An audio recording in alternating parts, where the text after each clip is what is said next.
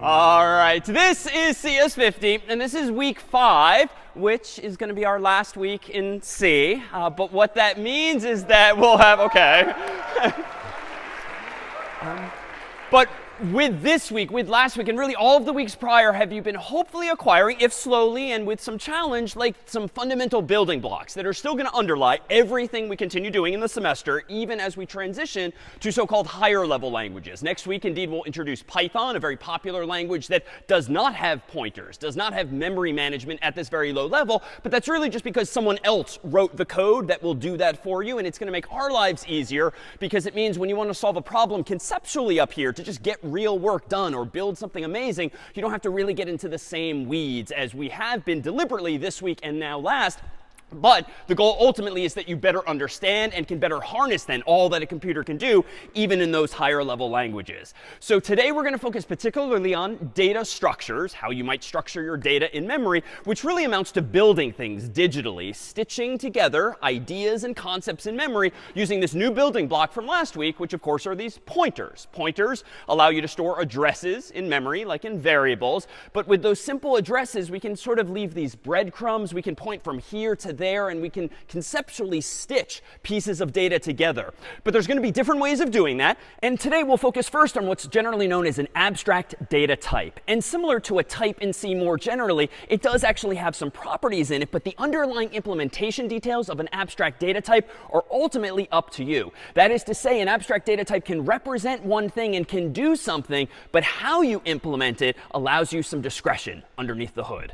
So for instance, in the world of computer science, a queue is actually a technical term. This is a type of data structure that we could theoretically build in code in C or really any other language. But a queue has properties just like queues in the real world. For instance, if you've ever lined up for something to get food in a restaurant, or go into a store, or wait for the airport to clear you, well, you've lined up in a queue being some sort of line. But what's noteworthy about queues are specific properties. They are first in, first out data structures, either virtually or in the human world, which is to say the first person in the line should ideally be served first at the restaurant, or the first person in the line should get through airport security first. By contrast, if it weren't first in, first out, you can imagine how frustrated you would be if you have this sort of inherent unfairness. In fact, if you've ever been in line at a store, a supermarket, or the like, and all of a sudden they maybe open a new line, and now the person behind you gets to kind of cut ahead and go forward, that's because they've broken the concept of the cube. So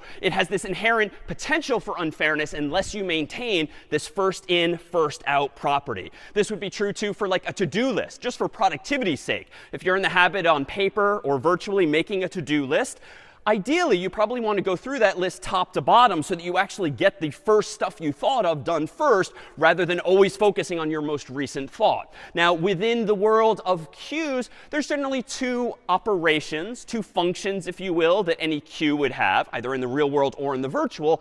Enqueue is usually the technical term to mean adding something to a queue. But specifically, it means adding it to the end of the queue so that someone isn't cutting in line, for instance, to go up front. And then dequeue is just the opposite. opposite. When it's time for the first person in line to be served, the time for the first person in line to go through security, they are dequeued, so to speak. So a technical concept ultimately as it's implemented in code, but it's really just a real world concept. And these are in contrast to another abstract data type that we might call a stack. And a stack, much like a stack of trays in the cafeteria, has sort of fundamentally different properties. You can still add and remove things from them, but consider what happens. Whenever they clean all of the trays in the cafeteria or the dining hall, they put one of the trays down here, and then the next one on top of it, and then the next one on top of it, and so forth. But of course, which tray do you presumably take as a user of that physical stack? The top one, presumably, right? Like you're not going to futz down here and try to pull one out. And so that would seem to have an opposite property. LIFO, last in, first out, is what characterizes something like a stack. And that just makes sense, certainly in the physical world of stacking all of those cafeteria trays, because it just makes more sense to grab the most recently added one, the last added one, first. And at least in that context, the trays don't necessarily care what order they're used in. But even then, you could imagine that maybe there's some old, dirty, nasty tray at the very bottom that like never gets used because you're constantly replenishing the stack. So there might very well be side effects of these kinds of features. You might be familiar with using Gmail, for instance, or really any email program. What you're looking at in your inbox is technically a stack, at least if you've left the defaults configured. Why? You get a new email. Where does it end up? Not like 5 pages of emails later, presumably right at the top, and the next one's right at the top, right at the top, right at the top. And so if you're like me, you're guilty of eventually losing track of some emails. Why? Because you've pushed so many more emails onto the stack that you sort of lose track of the things you got earliest. Last in, first out, though, is maintained. The most recent email you get might very well be the first one you reply to, but that's not necessarily good for responsiveness to everyone else out there. Similarly, if you store like all of your sweaters in a stack like this, like a pile of black ones below which is a red and then a blue, stack might be perfectly fine for keeping things organized. It's sort of the sane way to do it if you just have a shelf in your dorm room or home. But what's going to be a side effect of using a stack to store your sweaters if they're these in this way, as opposed to a queue? Yeah? It's harder to get the red and blue one. So presumably, you're going to much more often wear, for instance, if you will, black instead there. Now, the operations for adding things to a stack are similar in spirit, but just different vocabulary. You push something on top of a stack. Even though it's more like in the tray world, you sort of place it or rest it. But pushing means adding something to the top of the stack, and popping means removing something also from the top of the stack. So it's not a matter of enqueuing at the end and dequeuing at the beginning. With a stack, everything's happening on top. You're pushing onto the top and then popping off of the top. Now, when it comes to actual code, how might we implement something like this? Well, let's just focus on really how you might implement the data structure itself, and we won't implement any functions. You might implement the notion of a stack like this. We've seen typedef before. It just means define a new type of my own. Struct means here comes a structure, aka a data structure of one or more variables within. And let's suppose, like last time we defined already like a person data type using a separate typedef, and every person has like a name and a number or whatever. Let me just stipulate that person exists already. So here you might have, to implement a stack, an array called people of some capacity. Maybe it's an array of size 10 or 100 or whatever. This is a constant here in this context, capacity. And every element in that array is a person structure. And I now have this too, size. Now this almost seems like a synonym for capacity, but maybe intuitively, anyone want to propose why I'm apparently maintaining separately the capacity of the stack, but also the size of the stack? Why these two distinctions here? Yeah. Capacity is how high the stack could be. Yeah. Size is how high it actually is right now. Perfect. The capacity is how high the stack could be, like how much room is there for those sweatshirts in my closet, for instance, whereas size is just literally at this moment in time how many sweatshirts are in the stack. It's either capacity or fewer, presumably, in total there. So what is capacity? Well, we could implement this in, perhaps a familiar way. I might just define a const somewhere else in my code of type int that just defines it to be capacity 50. But what perhaps is going to be the downside of implementing a stack in this way, of using an array inside here? Like, what's a downside now of implementing a stack using an array and this size variable within? What's a caveat here, perhaps? Any hands? Yeah. OK, so it's going to be harder to reach elements that aren't the last one. That is the most recently added one. So there could be some sweatshirts, so to speak, way down below. So we've seen that before, too. But at some point, too, a limitation of this design is what it's going to be finite, right? I can maximally fit, in this example, 50 sweatshirts or 50 emails or 50 cafeteria trays, which is fine. But at least it's indeed finite. And at least in the computer's memory, it might be nice to use more and more and more, maybe as more things are getting added to the computer. So maybe I make this 500. Or heck, why don't I make it 5,000 or 50,000? Well, what's the trade-off there? If I want to have enough room to grow, it seems like I should just crank up the value of capacity endlessly. But why might I not want to change the 50 to 500 or 5,000 or 50,000? What's the trade-off there, perhaps, just intuitively? Yeah?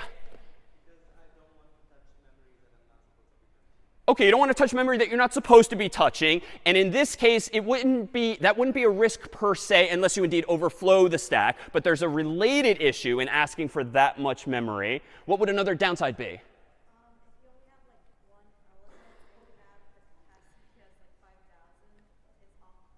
Yeah, OK, exactly. So if you've got a capacity of 5,000, but you're only using one of those elements, it's awkward, to say it non-technically, which is just to say very, very wasteful, right? That's just bad design. It's correct. It will work for up to 5,000 elements. But my gosh, you're wasting 4,999 extra spots. And that's not going to end well, especially if you're using more data structures in memory, like your Mac, your PC, your phone is surely going to run out of memory if you ask for that much. So it'd be nice if there was a bit more dynamism there, whether it's a stack or a queue, both of which might be implemented a little similarly in spirit. But let's conclude this abstraction by comparing, thanks to a friend of ours, Professor Shannon Duvall of Elon University, who kindly put together this graphical animation that's just under 2 minutes long that paints a picture of these two types of abstract data structures. And then we'll dive in underneath to how we might implement problems like these. If we could dim the lights dramatically.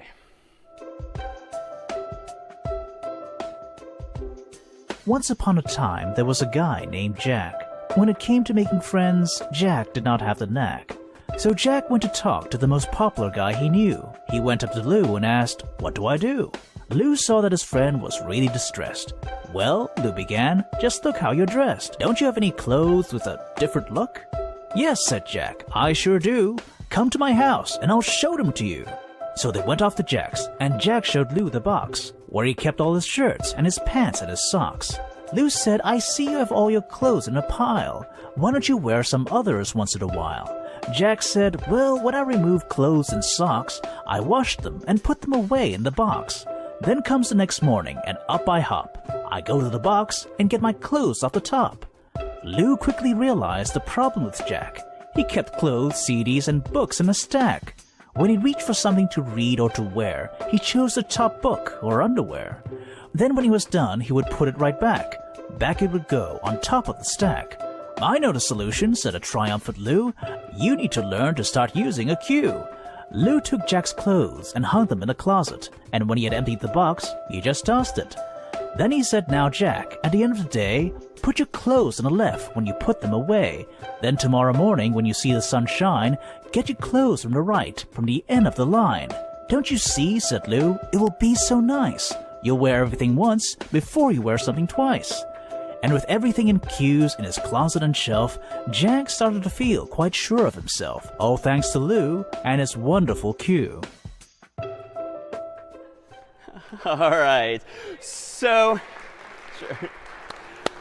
that paints a picture of these two abstract data structures. But if we really were to dive underneath the hood, we could implement them in a number of different ways. But we really, I think, need some building blocks via which we could solve problems like those. And we'll see today, too, some others as well. So let's rewind back to week 2, where we introduced you to your very first data structure. That is an array. And an array, recall, was just a chunk of memory whereby elements were stored by design back to back to back. It's an array of contiguous memory specifically. So with an array, we could certainly store not just one thing, but 2 or 3 or even more. And so, for instance, if we treat my computer's memory as this sort of abstraction here, and pictured here are 3 bytes or some multiplication thereof, suppose we're storing in the computer's memory an array of size 3, storing the digits 1, 2, and 3.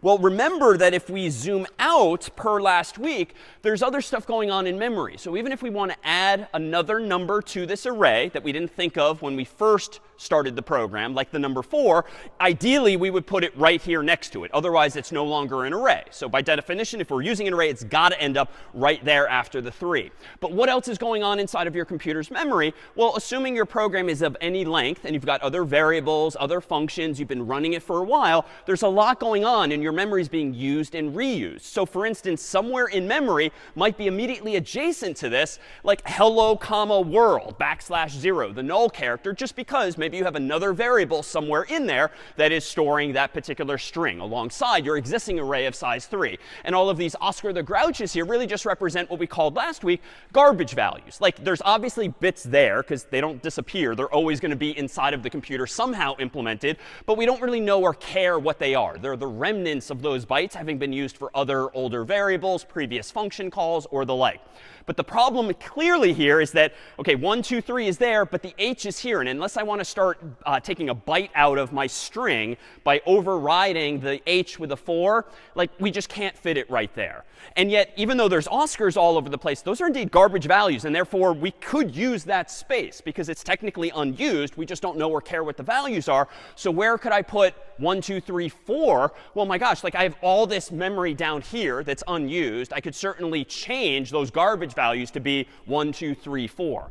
But to do that, I might need to do a bit of work here, right? It's not just a matter of just saying boom and it happens. Now with C and with code, I'd have to do this a little more methodically. So let me abstract away everything else that's a distraction. Let me assume that there is indeed at least 4 bytes available for 4 numbers just down here, though we could have put them in a bunch of different spots. What's involved now in moving the 1, 2, 3 to this new chunk of memory so we can add the 4? Well, I think conceptually we're going to have to copy the 1 from old to new, copy the 2 from old to new, copy the 3 from old to new, and then ultimately we can get rid of the old memory. Those 3 original bytes could now look like Oscar the Grouch and just be garbage values for all intents and purposes. But now I have room for a 4th byte wherein I can put the number 4. So this is nice, but what's a downside of this approach? What's a downside of solving the problem in this way, where the problem at hand is just to grow the array, so to speak, to increase its size, to fit 1 or more numbers? Seems pretty straightforward, but yeah.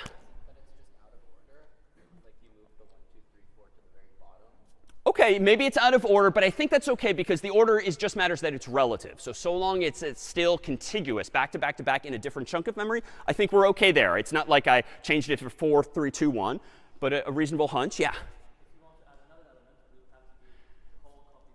Yeah, like I didn't really plan ahead here. Like if I have to add another number like 5 or anything else, well, I might have to jump through these hoops again. Maybe I get lucky and maybe there's space there, but not if I have other variables and other things going on. That too might be used at some point.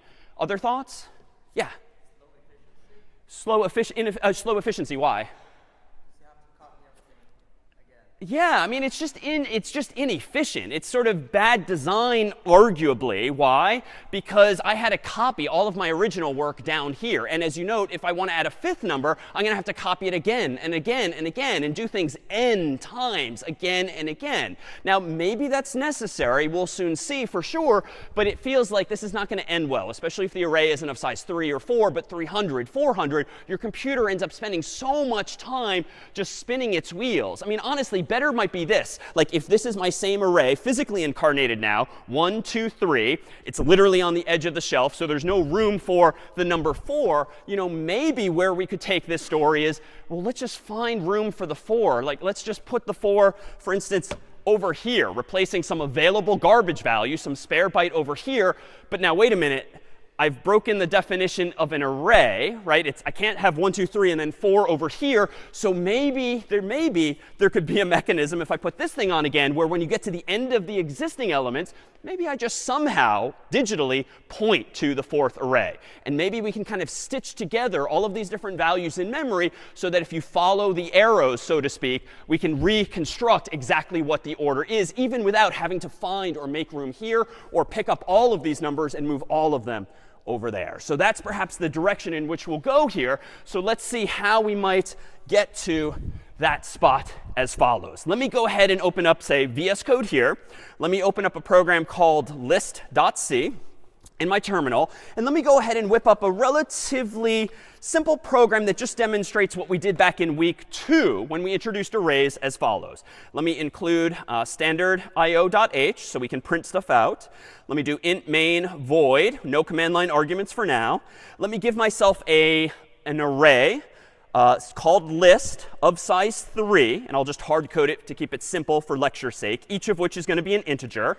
And now just so we have some specifics to talk about, let me put it list bracket 0, the number 1, list bracket 1, the number 2, and list bracket 2, the number 3. So I'm just translating into code what we just had pictorially on the screen and also physically here with these numbers on the desk. Now let's just do something mildly useful for this. How about we do for int I gets 0, I is less than 3, I plus plus. Let's just print each of these numbers out just to make sure they're indeed in memory as I intended. So %i backslash n, comma I, and then a semicolon. And I think that's it for now. So nothing interesting, no problem solved just yet, just a proof of concept so that now when I clear my terminal and run make list, no apparent errors at the terminal. And so when I now do /list, I should see, hopefully from left to right, 1, 2, 3. But of course, if I want to add a fourth number now, there's no mechanism for such, certainly in the code that I just wrote. I could go back in here and change this to a 4. I could go down here and change list bracket 3 equals 4. I could just manually change the code, recompile the code. But of course, that doesn't give me any additional runway for the 5th or 6th number. So let me try to take a different approach, drawing some inspiration from last week. If I want to allocate memory dynamically, maybe because I don't know when I wrote the program how many bytes I want, we have another function as of last week that does not require that you commit in advance to a certain number of bytes. Via what function can you just ask the operating system for a chunk of memory? OK, so malloc, to allocate memory. Now, an array is just a chunk of memory. And even though since week 2, we've been using this syntactic sugar, this convenience of just using square brackets and indexing into it, it's just making it easier to manipulate a chunk of memory that's contiguous all together, back to back to back. So today, just like last week, we can take those sort of training wheels off and maybe be a little more deliberate in how we allocate memory. Let me go, for instance, and do this. Let me delete my contents of my main function here, go back into main, and let me propose now that I declare, for instance, how about my list no longer as an array, but as a pointer? So int star list, and I'm going to go ahead and initialize this to be, how about a chunk of 3 integers for now? So I'm still going to hard code it, but I'm taking a step toward more dynamism for now. So let me allocate 3 times whatever the size is of an int, but it's usually going to be 4 bytes as we know. So this is really going to be 3 times 4 equals 12, but it's a little more dynamic. And now what can I do down here? Well, this is just a chunk of memory. So I can do literally list bracket 0 equals 1, list bracket 1 equals 2, list bracket 2 equals 3. And voila, achieve the exact same effect. Because again, an array is just a chunk of contiguous memory. But malloc gives you any old chunk of contiguous memory, so you can rather treat one like the other here. Now, if you really want to be cool, you could do something like this instead. You could dereference the address in list and go there. You could go down here and dereference list plus 1 and go there. But honestly, no one really writes code like this. It's just too cryptic. It's a little too far over the line, at least for most people. And so I think the syntactic sugar, as I keep describing it, just the more user-friendly square bracket notation, does the exact same thing, figures out the pointer arithmetic, and puts each of these integers in the right chunks therein. Now, just to be super pedantic, let me make sure if something went wrong. So if list equals null, that means that something went wrong, like my computer is out of memory, which we should check for typically. So let me just immediately return 1, signaling anything other than 0, which means success typically, just to get out of this program because something's wrong. But now let me propose that I've had a, well, let's do this. For int I gets 0, I less than 3, I plus plus, though a better design would always be to use a const, but I'm just doing this for demonstration's sake. Let's print out each of these ints too, and just make sure I didn't mess anything up. And let me open my terminal window again. Let me do make list again. OK, implicitly declaring library function malloc with type void star something something, implicitly declaring is the operative words there. What did I mess up? Yeah. Yeah, I forgot the header file in which malloc is declared. I remember now, OK, that's in standard lib.h, and it's fine to look stuff like that up if you forget. So let me include standard lib.h. Now let me clear my terminal, run make list again. OK, now we're good, /list. And now, what did I do wrong? Oh, OK, not intended, but teachable moment. What did I do wrong? Yeah. Yeah, I'm printing the values of I instead of what is at location I in the array. So what I actually meant to do was print this out, thank you. So now let me recompile, make list, /list. And now, OK, those are the 3 values I was expecting, not the indices thereof. Now let me propose that for the sake of discussion that I regret having only allocated space for 3 integers. And maybe I really should have allocated enough space for 4. Now, this is not how you would do this in practice, because presumably if you have a change of thought, just go back in and correct the code. But let me propose that somewhere in here is a more complicated program, and time passes, ... There's a lot of other interesting code there. But at some point, I might want to give myself more memory. So how can I do this? Well, let me just ask the operating system now for 4 new bytes of memory, so that we can at least in version 1 implement the idea on the board where I just copied the 3 bytes into the new 4 bytes and then added a 4th value. So I'm going to use malloc again, and I'm going to say here's a new pointer. I'll call it temp. TMP for short, which is quite common when you just need it briefly. I'm going to then call malloc again. I'm going to say give me 4 integers using size of.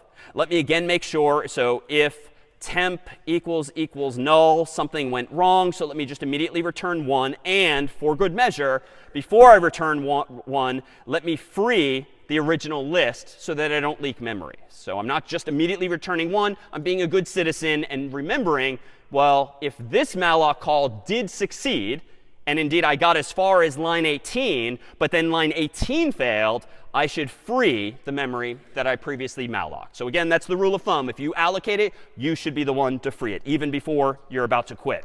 Now, once I've done that, I think I need to do what we did pictorially on the screen, where I need to copy the 1, the 2, the 3 from the old array into the new.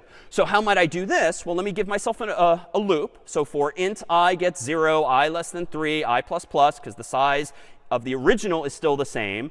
Let me go ahead and treat the new chunk of memory called temp as an array itself. And so I can absolutely use these square brackets just like before. It's just a chunk of memory. I'm treating it like an array. And let me add to that value whatever's at the original list at location I as well. So this, again, is just this exercise of copying from old to new, step by step, the 1, the 2, and the 3.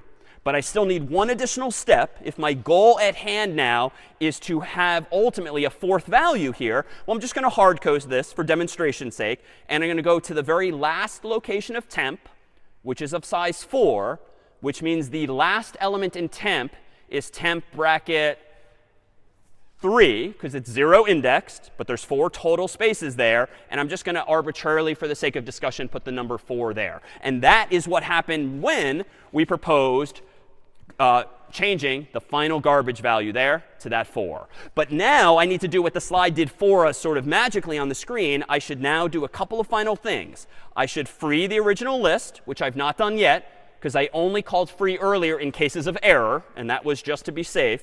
I can now free the list. And now, if I want to inform the computer that I want list, quote unquote, my variable called list, to point at not the old chunk like it originally did, but the new chunk, I think I can just do this. List equals TMP. And again, that's just saying that if list is a pointer, which it was, because look at the very top line here. On line 6, I declared list to be a pointer to a chunk of memory. Temp, meanwhile, is a separate pointer to a chunk of memory. So down here, this line 33 is just a matter of my saying, OK, now, henceforth, because I've already freed the old chunk of memory, my list variable should point not at this chunk of 3 bytes, but this chunk of 4 bytes, or really 12 in total now. Or rather, 16 now, because we have 4 such bytes. Questions now on this code, the point of which was quite simply to demonstrate how we could implement in code this idea of fairly correctly but inefficiently allocating a new array of sufficient size and then populating it with a new 4th value. Questions on what we've just done here? No? Yeah.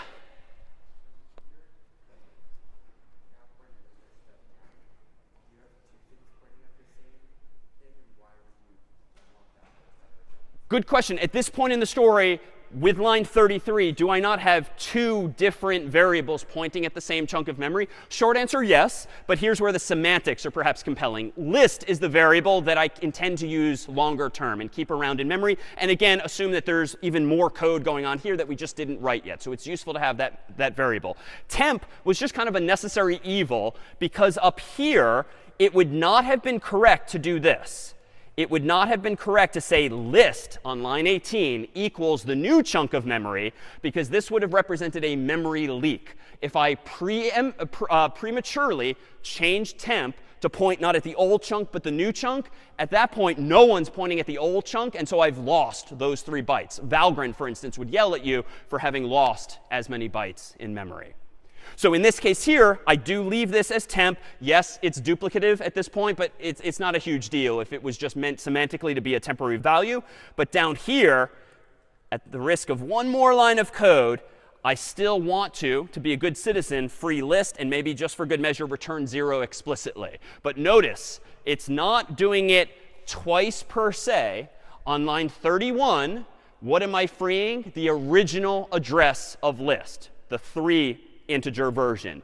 Then I change what list points at. So it's pointing at a completely different chunk of memory, this one of size 4. So eventually, when I'm all done using this memory for this demonstration, I still need to free list. But at this point in the story, line 40, it's pointing at the new chunk of memory, which I similarly need to hand back to the operating system by free. Yeah?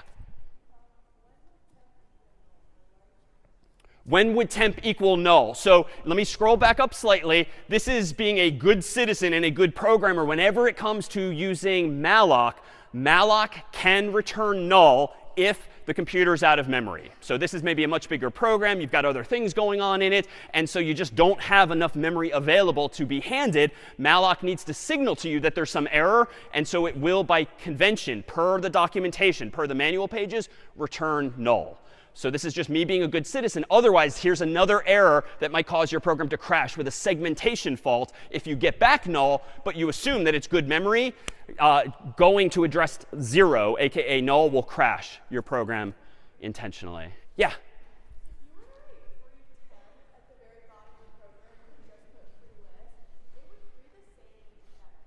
Correct. If I were to change my final line 40 here to be free temp, this would also work as well. And here, this is really a matter of design. It's a very nitpicky thing. We could probably debate it. But because at this point in the story, my main variable for remembering where the list is called list, this is sort of the more responsible way to do it, freeing the list, just so that my colleagues, my TA, doesn't sort of wonder, why are you freeing temporary memory that you already freed? Like, it just is a semantic thing at this point. But good instinct. It would also work, correct? Maybe just not good design.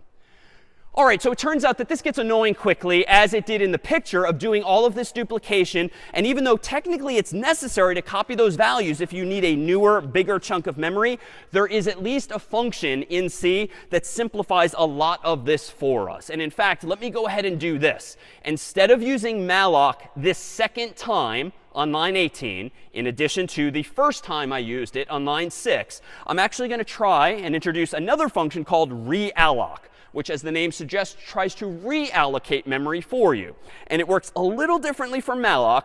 Realloc expects 2 arguments. The first one is, what is the chunk of memory that you want to try to grow or shrink? That is, reallocate to be a different size. And then you specify what size you would want. And indeed, in this case, I want 4 times size of int, and that will now give me, hopefully, a new address of a chunk of memory that's big enough to fit all 4 numbers. But what's wonderful about realloc is that it will handle all of the copying for me. So in fact, I'm going to go down here. I'm going to get rid of all of this extra for loop. And what I'm simply going to do instead is this. Once I can trust, after lines 18 through 23, that realloc worked and it didn't return null because I'm out of memory, I can just say, OK, just immediately remember that the new list points at this new chunk of memory instead. And then I can still now do this line, but I can tweak the semantics here and just say list bracket 3, the new final location in the new list is 4. I don't need to free this here. I don't need to do this. All I need now at the bottom is the final for loop to just print out these values. So in short, even though that was somewhat quick, using realloc just moves the entire copying process that I implemented myself a moment ago using a for loop. It just moves it to realloc and lets it deal with the copying for me. It's no more efficient, but at least means I'm writing less code, which is more pleasant. And hopefully the people who wrote malloc or realloc are smarter than me, and they just will introduce bugs with lower probability too. All right, that was a lot. Any questions? Good question. Why do you still need to make list equal temp as I did on line 24? So ideally, I would do this. Ideally, I would just change this line 18 to be list. That is to say, or actually, even better, ideally, I would just say realloc this list to be of this new size. But again, things can go wrong when allocating memory. You need to check a return value to see if it was successful or not. And so we need to use a return value. OK, so let's not introduce temp. Let's just use list. But here's where a memory leak might happen. In the off chance realloc fails and doesn't have enough memory for your 4 bytes, therefore, it returns by definition null. You can't overwrite the original value of list with null to then check it. Why? Because now who remembers where the original 3 bytes were? If you prematurely change the value of list, you've lost. You've leaked memory in that sense. And so that's why, let me undo this change, I declare a temporary pointer for the sole purpose of making sure I can check the return value. And then once it's good, now I'll update the value of list. So it's sort of doing a switcheroo by making sure first that you have a new value to swap with the old. Other questions on this code? Yeah?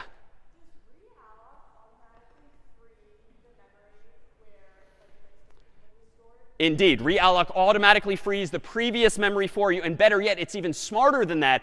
If you get lucky and there happens to be space right after your existing chunk of memory, so 1, 2, 3 garbage value, instead of 1, 2, 3 hello world, realloc won't even bother copying things from old to new. It will just say, OK, I'm going to now reserve for you more bytes than you originally asked for, so it doesn't have to waste time doing that copying. And so in that sense, this version is now not only still correct, it's even better designed because we're not wasting time with that for loop. We might have to resort to it if there is, in fact, hello world or something else in the way, but hopefully we'll get lucky and save those steps.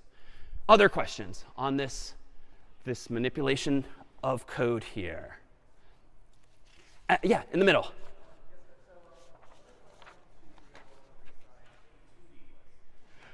What if you want to resize a 2-dimensional array? So very similar in spirit, whereby you can use the same trickery. Let me wave my hand at that for now, just because I think that's going to sort of significantly increase the complexity, but very same primitives. Ultimately, a 2-dimensional array is essentially just a doubly long or quadratically longer list of memory that, using square bracket notation, is doing some of that mental math for you. But it's fundamentally no different of what's going on underneath the hood. All right, so with that said and that code under our belt, even though that's not going to be something you'll frequently need to code yourself, let's propose now how we might go about building some actual data structures ourselves. The new ingredient here being this reality that if you want to resize a chunk of memory so as to make room for things, we now have that ability. Memory addresses and pointers just give us the ability to point around at things and move things around in memory. But now that we have malloc and even realloc, you can imagine maybe rewinding, and you could implement that stack, that queue, using not an array per se, because you have to commit to an array size in advance, but if you implement your stack or your queue using a pointer, and then malloc and realloc, and maybe someone else writes all that code for you, perhaps now you can imagine that, OK, now the stack can grow or shrink by using realloc accordingly. You don't have to preemptively say, give me 5 bytes or 50 or 500 or 5,000. You can say, just give me 1 initially. And if I need more, I'll realloc. And if you keep popping things off the stack, you can realloc in the other direction and ask for fewer and fewer bytes. And the operating system can take that memory back as well. So we now have this building block. Let's see what we can do with it.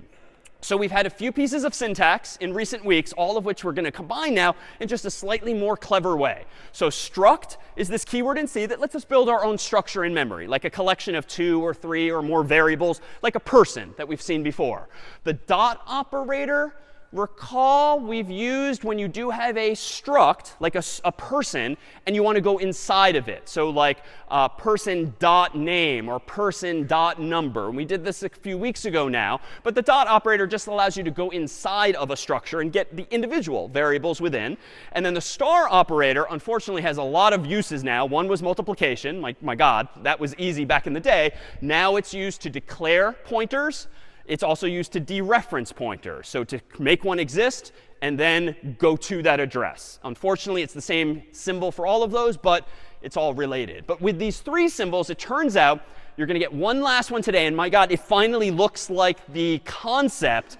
It turns out there's a clever way anytime you want to use the dot and the star together, that is to go somewhere and go to an address and then look inside of a structure, you can actually literally use an arrow symbol on your keyboard. It's not a single keystroke. It's a hyphen and then an open angle bracket. But at least it looks like an arrow. And we'll see indeed in code today, the things I was drawing pictorially on the screen last time with yellow arrows, you can actually now express as well in code.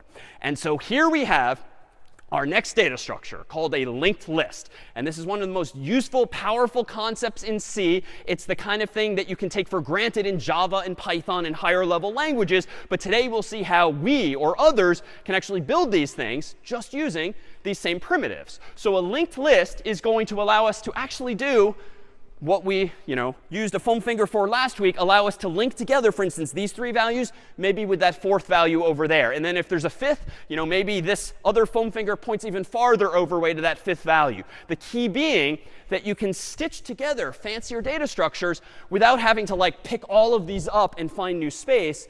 You just have to at least connect the dots somehow. We just need to somehow point from one to the other. And that's going to make things much more efficient, it would seem. So how do we get there? So here's my computer's memory as always. Suppose that I'm storing the value 1 somewhere in there, and it's at 0x123 address, whatever. And I'm storing the number 2 somewhere else in memory, 0x456, and number 3 at address 0x789. This is not an array by definition. Why? Even though it's the only 3 things on the screen, what makes this not an array? It's not contiguous. So this violates the definition of an array.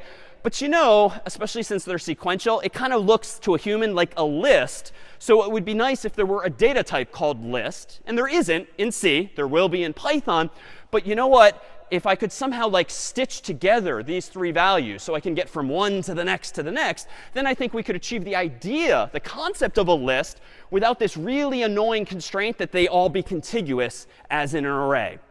So how do I do that? Well, at the end of the day, I only have memory at my disposal, right? There's no more training wheels to take off here. This is what we've got underneath the hood of a computer. So if all I have is memory, I think the solution to this problem of stitching together those values in a list must be to spend a bit more memory. That's literally the only resource we have right now. So let me propose that if we want to create a list conceptually out of 3 values that are in random, although pictorially pretty, positions in memory, let me just add a little bit more memory to the picture. So in addition to storing the 1, I'm going to leave myself some room, a little scratch pad, if you will, to use some other bits as well. Same for the 2, same for the 3. And you can perhaps see where this is going based on last week. If I want to somehow connect the 1 to the 2, any instincts as to what I should write in this box here that would lead me effectively from 1 to the 2? What could go here? Yeah? We could store the address of 2, and so specifically, what would you have me write here?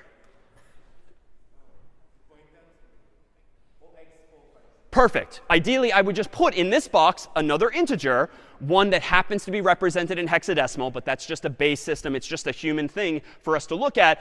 I'm going to put the value 0x456 here. So let me go ahead and reveal that. 0x456 goes there. You can perhaps see further where this is going. Well, if I want to get from the 2 to the 3, I think I need to put below the 2 the address of the 3, which gives me 0x789. Now, if 3 is the end of the list, I don't want to let it be some garbage value, because that would imply that who knows where it's pointing. I need some definitive value. And just what would your instincts be?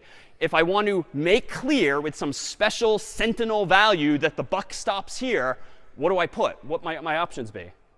Yeah, so null, not NUL per se, but NULL, which was the new keyword we introduced last week, which just represents an empty pointer, if you will. Technically, the address 0x0. So literally the 0 address. And what humans did years ago, they just decided, you know what? Nothing should ever live at address 0 in memory. We're just going to reserve that one special byte to be a special signal, a sentinel value, such that if you ever see a 0 address in a pointer, it just means it's invalid. It does not exist. Now, we write that, though, a little more pleasantly for the eyes as just NULL in all caps. And that's a keyword in C as well. But of course, last week I claimed that who cares where things are in memory? And honestly, like, this quickly gets tedious even worrying about these values. So let me abstract this away and propose that if we want to remember where all of these numbers are in memory, let's give ourselves one final piece of memory that just allows us to start the whole process. Let me allocate on the left-hand side here, not room for a number like 1, 2, 3, just room for a pointer that henceforth I think I'll call list by convention, and then store in that one additional pointer a value that just kickstarts the whole process. This is the sort of treasure map, if you will, that you get handed. And this has the address of the very first actual node in memory. Now, technically, we could just start with this, but it turns out, we'll see, it's just a little cleaner to use a simple single pointer that leads to the things you care about, as opposed to just starting with the first element. Why? Well, if you ever want to get rid of this element, it'd be nice if you could at least still hang on to an empty sheet of paper that indicates that the list is empty, would be one argument for that. So again, who cares about these addresses now? Now, with a wave of the hand, let's just abstract it away. And there are our pointers. Each of those addresses in the squares at the bottom are simply pointing to the next element in the list. The jargon to introduce here would be that now that we have these integers, 1, 2, 3, but they're in these like wrappers, if you will, these structures that have metadata, that is additional data that is related to, but not the data you actually care about. This is data. This is metadata. This thing here, rectangularly, we'll call a node, N-O-D-E. And it's just a term of art that means it's like a container in code for storing some values. This then is a linked list. And this then is the sort of graphical incarnation of like one node pointing to the other. In this case, they happen to be, by chance and by design of this desk, contiguous initially. But there's no requirement that they be such. The 1 could be over there, the 2 over there, the 3 over there. I would just need more foam fingers to point at one to the next. Questions on this concept of a linked list? Yeah, and back.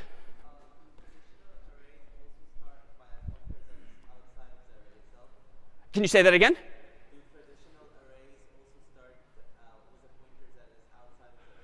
A good question. Do traditional arrays start with a pointer that's outside of the structure? Short answer, no. Arrays are special in C and certain other languages. And the name of an array is technically a symbol, if you will, that the program knows maps to a specific location in memory. It's just a label, a synonym for a memory address. It does not take up space. So to be clear, the name of an array does not take up space like that extra square on the left. But you do need that extra square on the left when implementing a linked list so that you can determine if the list is of size 0, there's nothing being pointed at, or size 3 in this case. We're sort of taking on more responsibility ourselves. Yeah?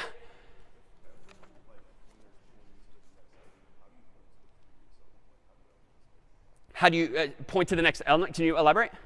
Each element is pointing to the next one. How does 3 per se like point to like the first or the Good question. If each of these elements is pointing to the next, how does 3 point to the others? Short answer, it doesn't. At least in this design, we have more technically what's called a singly linked list. And as the arrows imply, it only goes in one direction. So if you somehow find in code, maybe a for loop, maybe a while loop, somehow you're sort of in code over here, you have no way in code to go backwards unless we change this to a doubly linked list where I add another box that lets me have arrows in both directions. Or maybe I just kind of make it circular and I connect the 3 back to the 1, which you can totally do. But that tends to make life harder because now you have to figure out when you're stuck in a loop in your data structure. But it's doable as well. But as is, it's a dead end by design. Other questions on this design here? All right, well, how might we implement this structure in code? Well, let me just connect the dots to something like we've seen before here. Like this is how, a couple of weeks ago, we introduced the notion of a person. And we claimed a person might have a name and a number. Last week, of course, we took off some of these training wheels. And a string is really technically a char star in both cases. But really, there's no conceptual difference beyond that. But let's use this same paradigm to implement a node as I described it in that picture. So let me get rid of the name and the number, because that's related only to a person. And let me rename this structure, for discussion's sake, to node. That then invites the question, well, what needs to go inside of a node? Well, minimally, an integer. But this is now where we need to think a little harder, just conceptually, even if you have no idea how to type it at the keyboard, what else needs to be part of a node based on these rectangular pictures that we've drawn? What more do we need? Yeah. Yeah, we need a pointer to another node. So if I don't know how to implement this yet, it could be something like, pointer to another node. How do I do that? Well, you know what? It turns out you would ideally say this. If you know that the next node is itself a node by definition, well, anytime we've needed a pointer, we just use the data type and a star. And I'm going to arbitrarily, but I think reasonably, call this second square at the bottom of those rectangles next as the name of my attribute here. But node star just connotes that the next variable is going to be not a node per se, but the address of a node. And that's exactly what we did. You had me put 0x456, 0x789 in that box, which is the address of another node. So the way we would express this in code would be node star next. But we could call the variable anything we want. Now, this is a bit of a white lie. But we'll fix this right now. This code won't actually compile. C takes you pretty literally, recall. And if you use some term at the top of your file that you don't define until later in your file, you're going to see some error message, right? We've seen this when I've messed up and I forgot to include the function prototypes at the top of my code. This is related in spirit. I seem here on my 1, 2, 3, 4th line of code, I'm trying to use this new term of art that I invented here in my code called node, even though it's a CS term as well. But nowhere above this, it would seem, did I even define what a node is. It's not a data type in C. Every computer scientist knows what a node is, but it doesn't come for free with the language. So I need to do something else. Like I need this word here to come first so that I can use it here. And so we have this sort of catch-22. Like how can a structure be self-referential, that is, point to another version of itself if the word doesn't yet exist? So the solution to this in C, which we didn't need for a person because there was no notion of connecting as a list, we need one more keyword here that we didn't need for a person, and we reuse that keyword here.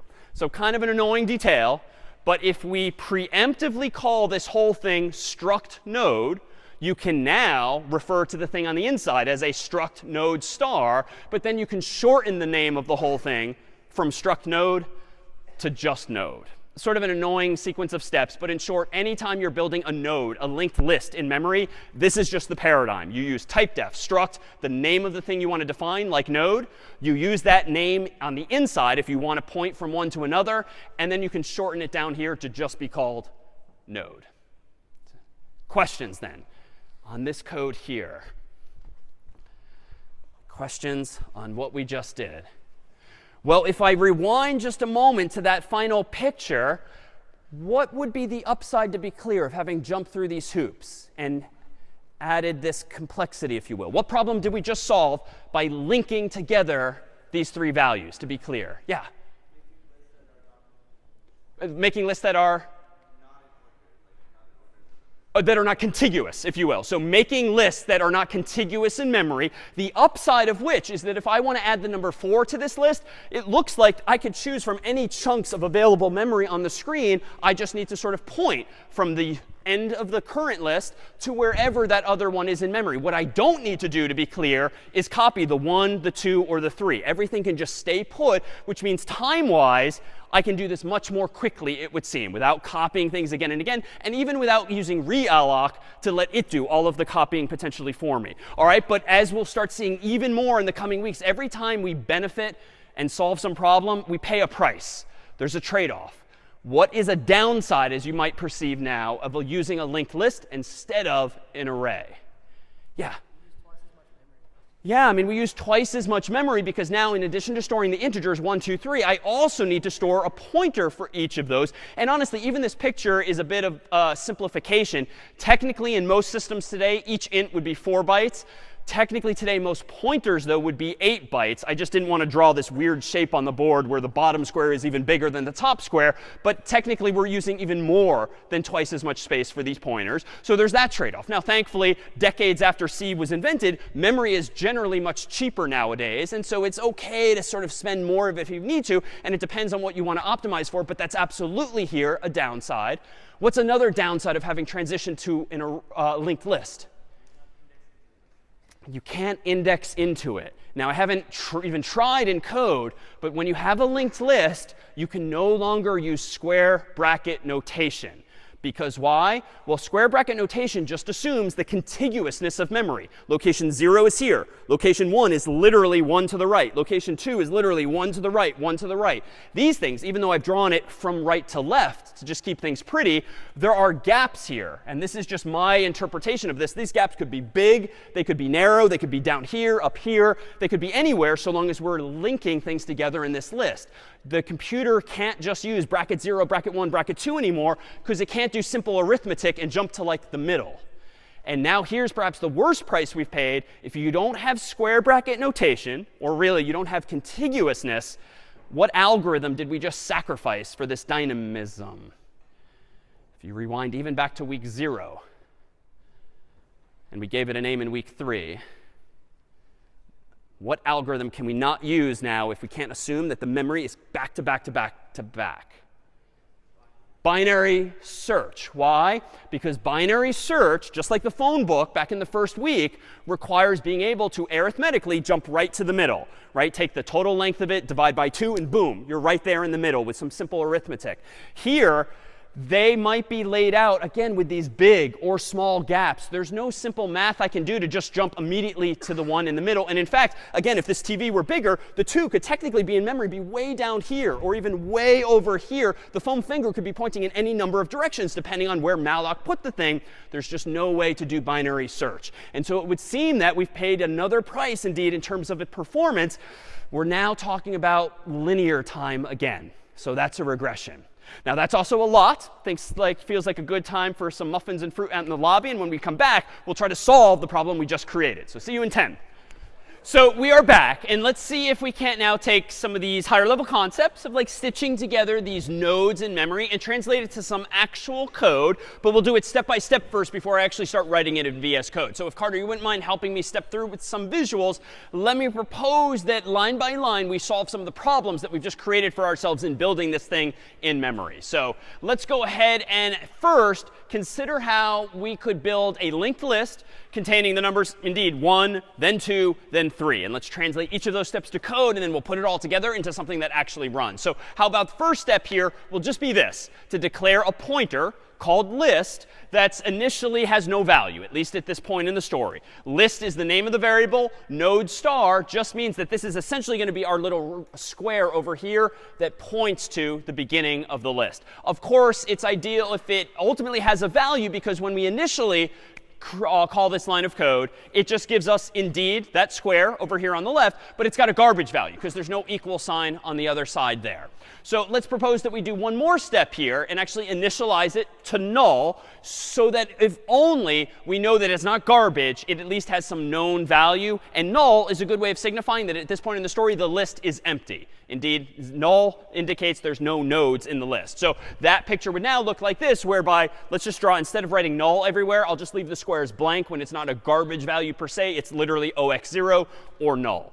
All right, so that's it for building a linked list of size 0. Like, we're sort of done then, but we want to now add a 1, and then a 2, then a 3. So next step here might be this. If I want to allocate the first of my rectangles on our previous picture, I'm going to call malloc, and I'm going to ask for enough memory to fit a whole node. Now, technically, I think that's going to be like 4 bytes for the int and 8 bytes for the pointer, even though I did not draw it to scale on the board. So that's technically going to be, what, 12 bytes? But again, size of node just figures out how many bytes I actually need dynamically. That's going to return to me the address of that chunk of memory, which apparently I'm going to store inside of a temporary variable called n for short, for node. But let's see what this does pictorially. So when this line of code is executed, I first get on the left that variable n. It's got a garbage value by default because I haven't executed the whole thing from right to left. Meanwhile, on the right-hand side of the expression, I've got now a node somewhere in memory. It happened to be free here. This is where malloc put it for me. But it does have 2 garbage values initially. But because it's a node, per my type def earlier, every node I proposed is going to have a number and a next pointer. So we can see those labeled here. But they've got 2 garbage values initially. But all I care about initially is that ultimately n is pointing at that chunk of code. So initially, if we could back up 2 steps, we have 2 steps. So we have one step forward. We have this line of code gives us this variable here, which has garbage. When this side of the expression is executed, that allocates the memory. And then when we copy from right to left the address of that chunk of memory, that's what gives us conceptually this arrow, and the garbage goes away because that's a valid pointer now. Of course, there's still 2 garbage values there because we haven't set this node to store a number like the number 1. So let's go ahead and execute one other line of code like this, which, while cryptic looking, is just an application of ideas we've seen in week 4 and prior. Star n means to start at this variable and go there. Follow the arrow is what the star or the dereference operator does for us. And then the dot operator, recall, when we first introduced structs, like for a person struct, allows us to go at the number field or the next field. So if I do star n, and then in parentheses to make sure order of operations is preserved, dot number, and then assign it the actual number 1, which puts the 1 in the top of that rectangle. Now, admittedly, this syntax is not very user-friendly. It's annoying to remember. You have to have the parentheses. So there's another syntax for this. Whenever you're doing 2 things like this in code, dereferencing a pointer that is going to an address, and then further using the dot notation to go inside of the structure you find that, wonderfully C gives us this syntax whereby you can just change the star and the parentheses and the dot to just be an arrow. And again, it's not a single character on your keyboard. It's a hyphen and then an open angled bracket. But I kind of like the semantics of this because this code now pretty much matches the picture. N arrow leads you to the value that you want to access or ultimately change in this way. There's one step, though, we've forgotten, of course, which is that we can't leave this garbage value here because the garbage value is some unknown value that effectively is pointing who knows where. And we don't want to accidentally misinterpret that garbage value as being a valid address and risk going there. So, of course, what value should we put here instead? Our old friend null, just to signify that this is indeed the end of the list. And we could do that with a line of code like this. And again, we'll connote as much by just leaving that empty box blank. So now we have a list of size 1. Let's go ahead and add the second number to it, as with these lines here. List equals n allows us to remember that indeed we have this list here. So if we can step one step forward, here's what the picture now looks like. And technically, let's go one step further here. This is now really what's going on in memory once my list of size 1 exists. My main variable called list is pointing at exactly that first node. At this point in the story, I don't need to know or care about the temporary variable that I called n, even though it might very well still be there. But indeed, this now represents that linked list. Let's now indeed add the number 2. So with the same line of code as before, I'm going to allocate another node, size of node. Ideally, I would be checking for null here, but we're doing the juicy parts only on the slides. Let's now go ahead and depict that. So what happens with this? This brings back our n pointer, which might have been there the whole time, but we're doing this step by step. It's a garbage value, though, because we haven't yet copied from right to left. Malloc, of course, gives us a second chunk of memory, which maybe ends up there. with 2 garbage values by default. I've omitted the labels now just because they're still going to be number and next respectively. Once we copy from right to left, the garbage value indeed becomes an arrow. Oscar disappears because it's now indeed a valid pointer pointing here. Now the values themselves, number and next, are invalid garbage values. So here is where we can now start using our new syntax like the arrow notation or the star and the dot if you prefer. And we can change the value of n, follow the arrow, to number, and that becomes 2. Similarly, we can do this again and set n arrow next. So start at n, follow the arrow, access the next field, and set that equal to null. Now we're not quite done yet because we haven't actually linked things together. So here's now where things get interesting. How do I combine these two? Well, let me propose this. Let me propose on our next line here, we actually update for now list equal to n. That is to say, whatever address this is, whatever it's pointing at, change list to be the same address. That is, point at the same thing. So if n is pointing here, let's change list to point here. And go ahead and do that, Carter, if you could. I don't like this. Can you go one further step? This is bad. What is wrong about my sequence of operations here where I updated list to point at my new node? Yeah. Yeah, we lost the pointer to the other node. So I don't even care about the ordering, 2, 1 or 1, 2. The bigger problem now, as the lack of arrows over there suggests, is that I have a memory leak. I have orphaned my original node in the sense that nothing is pointing at it anymore. Now, absolutely, I could fix this by adding some temporary variables. I could add it to the mix. But at this point in the story, I have not done any such recollection thereof. So let me back this up, and let's go forward in the slides. This is where we left off a moment ago. I think I need to take into account order of operations. And I'm going to keep this simple. I'm not going to care about the order of the numbers for now. I'm fine with a list that is 2 and then 1. So with that said, let me go ahead and update, I think, this box here to point at my original node. So let's see how we can do this in code. OK, n arrow next. So n arrow next should equal the current list. And this is a little weird again, but recall what list is. List is this pointer here that just contains the address of the original address of the list. Or, equivalently, it contains this arrow, whatever it's pointing at. So what this means in this line of code, n bracket next means start at n, follow the arrow, access the next pointer, and set it equal to whatever list equals. So if list is pointing here, then next should point there as well. This, I think, is safe because now we have redundancy. Now we've got 2 pointers pointing at the original list. And now I think we can do another step whereby we update list to equal n. Same line of code before that got us into trouble, but I'm doing it second now instead of first. When I execute list equals n, this now sets list equal to the same thing that n equals. And so now I have successfully inserted my new node containing 2 into the list. And in fact, if we advance one more, we can just clear up the clutter, assume that the temporary variable is gone from the story. Now we have a linked list where, admittedly, ordering is wrong. It's 2, 1 instead of 1, 2. But at least it's linked correctly, and I didn't orphan or leak any memory. Questions on this sequence of steps here? Yeah, and back.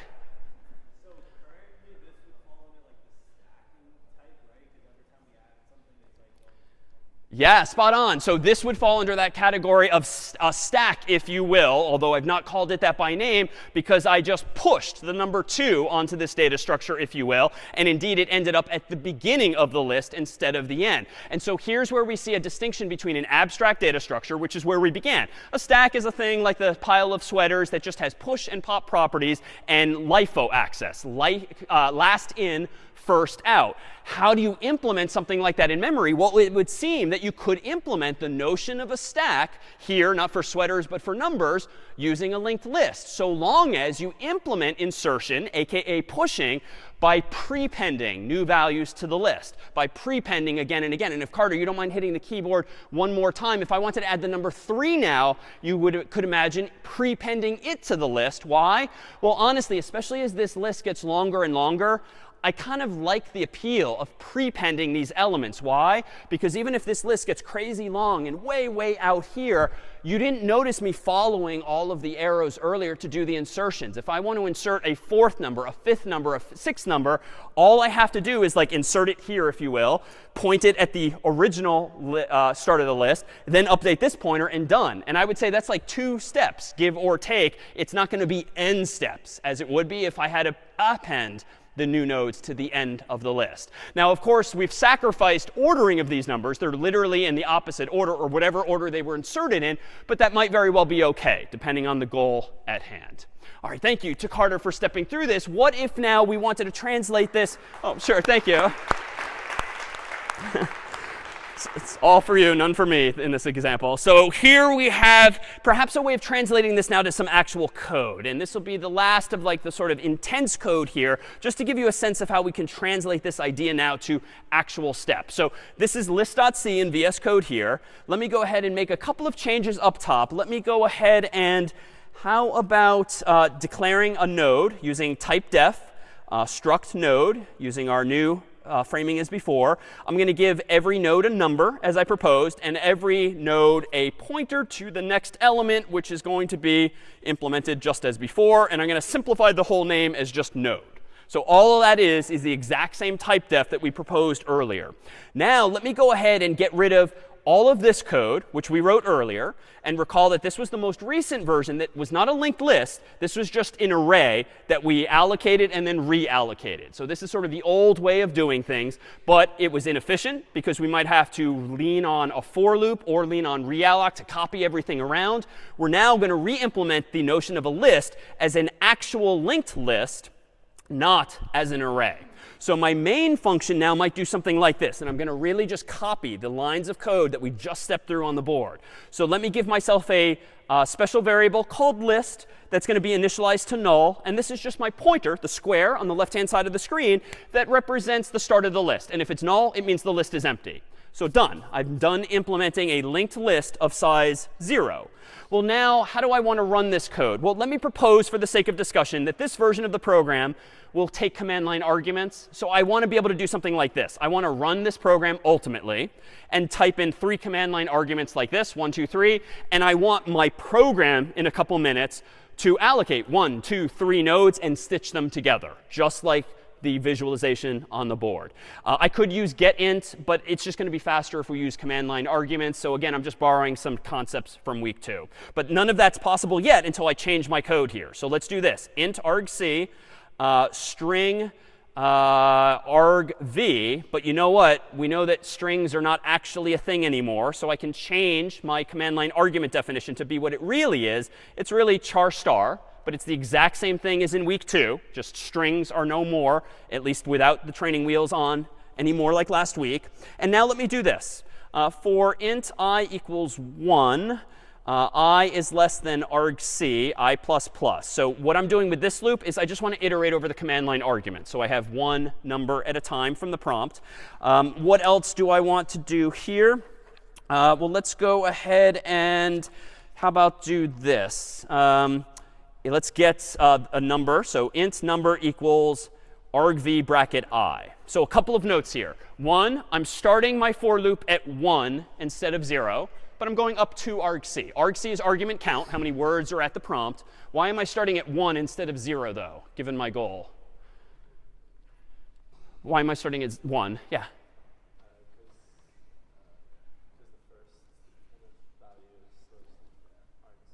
Yeah, so the first value in argv is actually the name of the program. That's obviously not a number, so I want the second value. So I'm going to start iterating over those command line arguments at I equals 1. So that's all. I just want to get the actual numbers at the prompt. Unfortunately, argv bracket I is a string, aka char star. That is not an int. So this line of code won't work. But can anyone think back to like week 2 where we had a function for converting strings to integers? Anyone? Yeah, so a to I is a function that converts ASCII to an integer, assuming what you give it as an argument looks like a number, like 1 or 2 or 3. So let me fix this. Let me actually do the conversion. If I were really being careful, I would error check this, make sure that there's no digits, just like you might have in problem set 2. But for today's purposes, I'm just going to assume the honor system that the user, me, is going to run the program correctly. All right, so now that I have a variable containing the number from the command line, let's just allocate a node for it. So let me do node star n, just like we did in the visualization. And let's malloc enough space for the size of one such node here. I now need to just be super safe. So if n equals null, like if I'm out of memory, you know what? Let me go ahead and just immediately return 1 here. Otherwise, if that's not the case, let me go ahead and update the number field of this new node, which at line 24 does exist because it did not return null. So I did not exit early with return. And let me just store whatever number the human typed in first. So the return value of a to I, which per line 17 is in my variable called number. And then let me go ahead and just prepend this to the list. Let me go ahead and say that this next field first has a known value null, just so that we get rid of that second garbage value. And let me go ahead and now prepend it to the list. So if I want to prepend it, that means this new node must have a next field that points to the current beginning of the list. And again, the goal here is to prepend. So whatever the current list is, let's change it so that this new node points to that existing list. And now, step 2, as before, was to update the actual list to point at this node. So recall in red on the screen before, I screwed up originally, and I only did this line by moving the pointer too early, if you will. But I fixed that once Carter helped me rewind, and we got rid of the red line, which indicated error. And I just do n arrow next to change the next field of this new node to point to the existing list. So I'm not orphaning anything. All right, at this point in the story, I think my code is correct. Not batting very well, though, today. But I think my code is correct. But the program doesn't do anything interesting. So it would be nice to kind of now iterate over this linked list in memory, whatever its order is, and print things out. Well, how do we do that? Well, it turns out if you want to iterate over a linked list, the general paradigm is to do something like this. To define a temporary variable, I could call it temp, but another convention that you might as well see is called pointer, PTR, for short. But you can call it anything you want. And you can have a temporary variable first point at the first node in the list. And then in some kind of loop, like a while loop, you point it at the second node in the list. And then you keep iterating. You point it at the last node in the list. And then eventually you iterate too far, effectively pointing at null, at which point your while loop can presumably terminate. So how do I implement that idea of allocating a temporary pointer that just points at each node in the list and lets me print out, ultimately, each of those numbers? Well, let's go back to my code here. And let me do this. Let me go ahead and declare this temporary pointer, which is going to be a node star also. Why? Because it's the address of a node, the first, the second, the third. And I'm going to set that equal to whatever the beginning of the list is. So that is going to be equivalent to this version of the picture here, where pointer is just temporarily pointing at the first node in the list. It's not pointing at list per se. It's pointing at the first node in the list, which list is also pointing at itself. All right, once I've done this, I think I can translate this to code that's a little new, but it's conceptually familiar perhaps now, while that pointer does not equal null. So while I have a valid pointer, like my finger or that arrow is pointing at an actual node in memory, well, let me go ahead and print it out. So let me print out with %i\n whatever is in the current node at the number field within. And again, this is going to have the effect, hopefully, of first printing the 3. And I think I just need to now update the pointer so that on the next iteration, it's pointing at the next value. So if this is where the story is, how do I update pointer to point at the second element of the list? Well, I want pointer to point at the 2, and I want pointer to eventually point at the 3. Well, how do I do that? Well, the way in code I can follow these arrows is as follows. If I currently have pointer pointing at this node, but I want to point it at the next node, I can borrow this pointer here. So whatever this address is in the first node, aka the next field, I can copy that into pointer. Because then pointer will point at whatever this is pointing at by just setting one equal to the other. So once I've done that, the picture will become this. And how do I translate that to code? While new syntax is surprisingly straightforward, all I need to do is say pointer after printing it equals whatever pointer currently is, but grab its next field instead. And this is a very common paradigm. When iterating over a linked list and you're using some temporary variable like pointer, you can simply set pointer equal to pointer next. And what that means here is as follows. If this is pointer, pointing from here down to here, pointer next is follow the arrow, grab the next field. So if you set pointer equal to this thing, that's the same thing as pointing this at this same box. And indeed, if I advance to the next slide, even though the arrows are technically pointing at different parts of the rectangles, that's just for graphics sake, pointer is now pointing at the second node. And when I do this again on my next iteration, it points at this. And then this last step, notice, when I keep doing pointer equals pointer next, this will become eventually this value. But what's this value in this linked list? It's null, technically. So this arrow will eventually take on this value when I set pointer equal to pointer next. And at that point, PTR, my temporary pointer, is going to be null. So it might as well look like this pictorially. And what does that mean for my loop?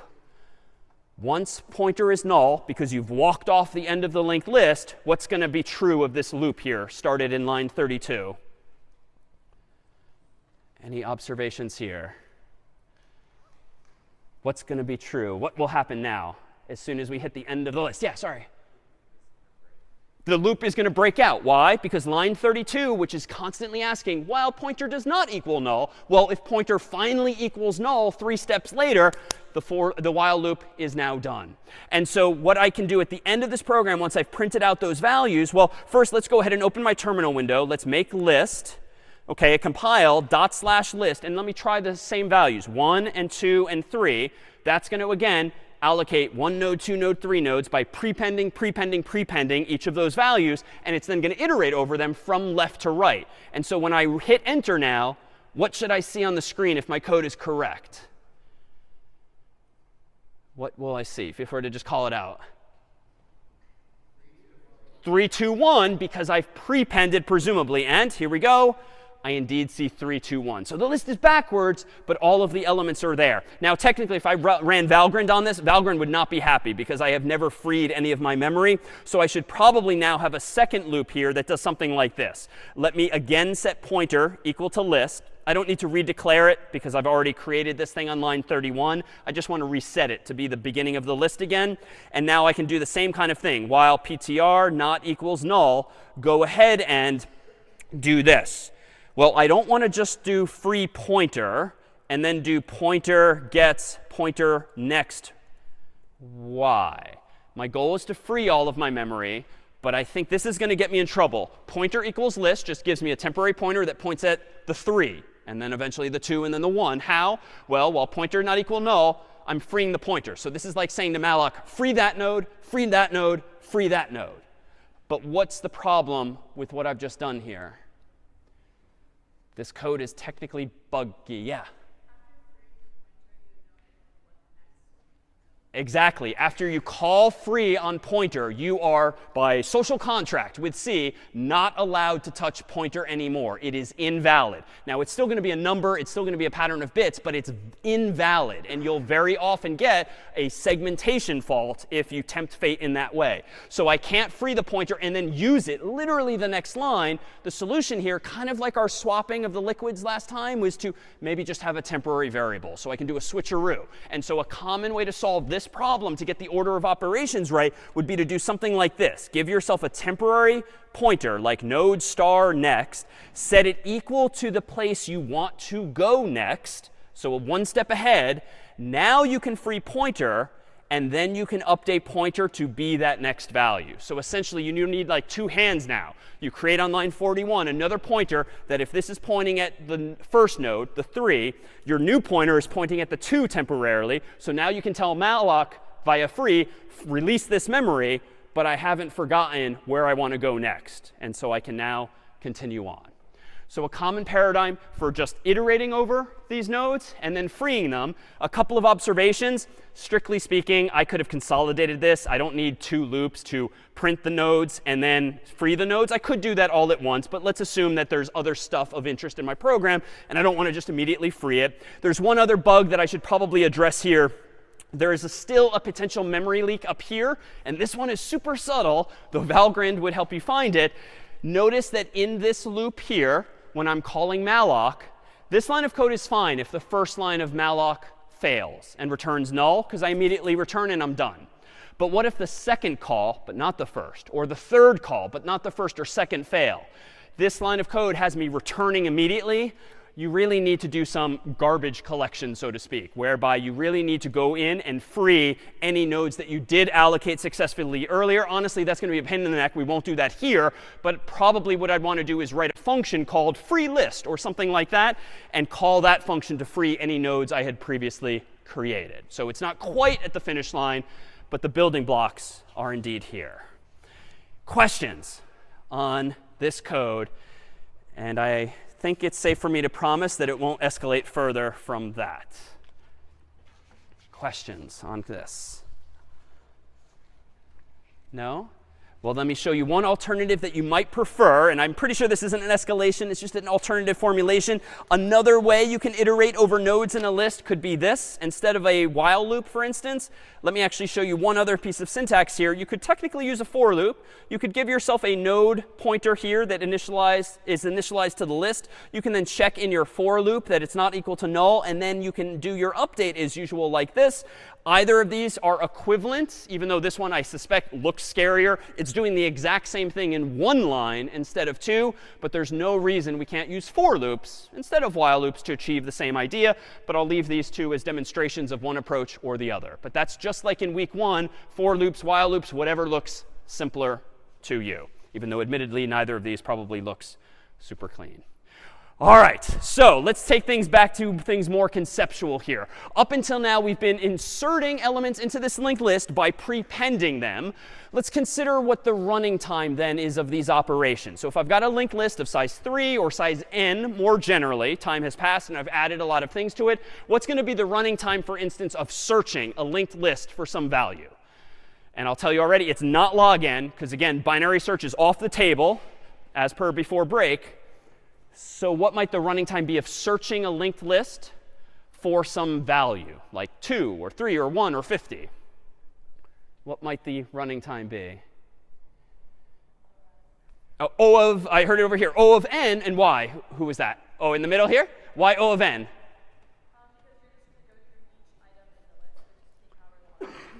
Exactly. You're going to have to go through every item in the list, starting from the left, from the beginning, which is how we've been drawing things and connecting the dots. And in the worst case, the element might very well be at the very end, so it's going to be big O of n. What about insertion? How many steps in terms of big O notation has it been taking me to insert elements into the linked list using this prepend design? Yeah, so it's technically constant time, big O of 1. And again, 1 is just representative of any constant. It could technically be 2 steps or 3 steps or even 10 steps or 100 steps. But if it's always finite and fixed, then indeed you can say it's in big O of 1. Now, why is that? Well, again, no matter how long this list gets, so long as there's memory available for me, I can just kind of create a little splice at the beginning of the list to put in the new node, update the original list, and I'm on my way. And it keeps getting longer, even though it might not be spread out in memory. So big O of 1 is possible with these linked lists if I indeed prepend things. Of course, if I prepend things, everything's going to get out of order, potentially. And we're going to have maybe the stack property instead of a queue property. So we might want to do things slightly differently. So instead of doing this, whereby we kept prepending, suppose we append to the end of the list instead. So if we now insert the 1, the 2, and the 3, as we might want to for a queue to maintain that fairness property, we might start with an empty list. We might add the 1. We might append the 2, append the 3, and so it just is sort of laid out differently in memory. And again, if I can come to you in the middle, what's the running time of search? Again, when the linked list uses this append implementation. Yeah, still big O of n, because in the worst case, you're going to have to go through the whole list just to find it. And notice, it doesn't matter if you have an intuition now that the bigger numbers might very well be at the end. You have no way to jump to the end. You have no way to jump to the middle or do anything resembling binary search. Every search has to start from the left and follow the arrows again and again. All right, so I don't think we've done any better there. And in fact, what is insertion's running time now in big O, when we're appending to the list in this way, as we might to implement a queue instead of a stack? What's the running time of inserting a new value? Big O of? So not big O of 1 in this case, but big O of n, because if I'm appending, by definition, I have to start here and traverse the whole thing looking for the end. Now, this is a bit of an overstatement, right? You could obviously optimize this slightly by maybe adding another variable that always points to the last element, sort of a cheat sheet, a shortcut that gets you all the way to the end. That's totally fine. It doesn't really fit the traditional definition of a singly linked list, but there's absolutely smart engineering solutions to these kinds of problems. But as designed, it would indeed be big O of n to insert to if you've got to go all the way to the end and you're not using a little extra memory to get yourself there quickly. Well, what if we want to take things one last step and not just append blindly? Because even though I inserted 1, 2, 3, if I inserted them in random order, they would end up in random order. What if you want to maintain a sorted list from smallest to largest? Well, then you might want to insert numbers like this. Starting from an empty list, we might have a 2. Then we might try inserting a 1, but we want to keep it sorted. So now we're going to prepend in our code. But then you might want to insert a 4. So you would append the 4, because you're probably going to look for the right spot to insert it. Then we're going to insert a 3. And this one's getting a little annoying, because now you have to like iterate over the list, look for the right spot, and then do a little smarter of a splice. But it's possible. But you don't want to orphan the 4, for instance. And then ultimately, we get back to this question. What would the performance be of your linked list if you're trying to maintain sorted order? Well, search, I think, is going to be big O of n for the same reasons as before. What about insertion? Big O of what? For inserting into a sorted linked list. Yeah, in the worst case? Yeah, it's still big O of n. So it's no worse than, but it's not really any better than appending. But we gain the additional property of maintaining a sorted list, which might very well be useful if you're sorting your contacts in your phone or something like that, where it just makes sense to maintain sorted order. Now, in the code for online today, if you take a look at some of the final versions of code, like list6.c and list5.c, as we'll post on the website, you can actually see code that will solve all 3 of these problems. The prepend version that we wrote live, the append version, which we talked through, as well as this sorted order one. But I think I'll avoid showing it live just because I do think that starts to escalate quickly. But I think we have enough of a building block, if we're comfortable with prepending, to at least solve some real world problems with these linked lists. Questions then on linked lists, which we'll now leave behind on their own, but now use this technique to solve fancier problems, but much less code. Questions on linked lists? All right, so to recap, we've kind of taken a sidestep with linked lists. Like, we have this dynamism now where we can grow and shrink our chunks of memory without over-allocating or accidentally under-allocating, as in the world of an array. We don't have to worry about copying values endlessly, because once you allocate the node, it can just stay wherever it is in memory, and you can just you can just stitch it together somehow. But unfortunately, we've sacrificed what we started the class with in week 0, which was like binary search, divide and conquer, which was like gave us that log n running time, which was really compelling if you think back to the demonstrations and the visuals. Can we get the best of both worlds? Can we get the sort of speed of binary search, something logarithmic, but the dynamism of something like a linked list? Well, we can actually, I think, if we start to think not in a single dimension, just the x-axis, if you will, but 2 dimensions, such that our data structures can maybe now have width and height, if you will. And so a tree is perhaps the right term here, much like a family tree. If you have sort of your elders up here in the tree and then the branches below them for their children and grandchildren and the like, that's actually what a computer scientist means when they talk about trees. Not a tree that grows up like this, but really one that typically is depicted growing down, although this is just an artist's depiction no matter what. But there are certain types of trees in the world called called binary search trees that are structured on paper and visually like a family tree, but they have a special property that lends themselves to exactly that feature, binary search. So for instance, here is an array back from week 2, and I've sorted a whole bunch of numbers herein from 1 to 7. We know we can do binary search on this structure if it's implemented as an array, but what feature do arrays, to be clear, not have that linked lists do? Today's kind of a seesaw. Like, what did we just gain by adding linked lists that arrays do not allow? Yeah. Yeah, you can insert more elements without having to copy or moving everything else around. Like right now in this single dimension, if these values to the left and or right are already used, then you have to move everything. And that's where we started today's story. So arrays kind of paint you into a corner because you have to, by definition, decide in advance how big they are. Well, couldn't we have some kind of array that can still grow but still is contiguous so we can do binary search in some way?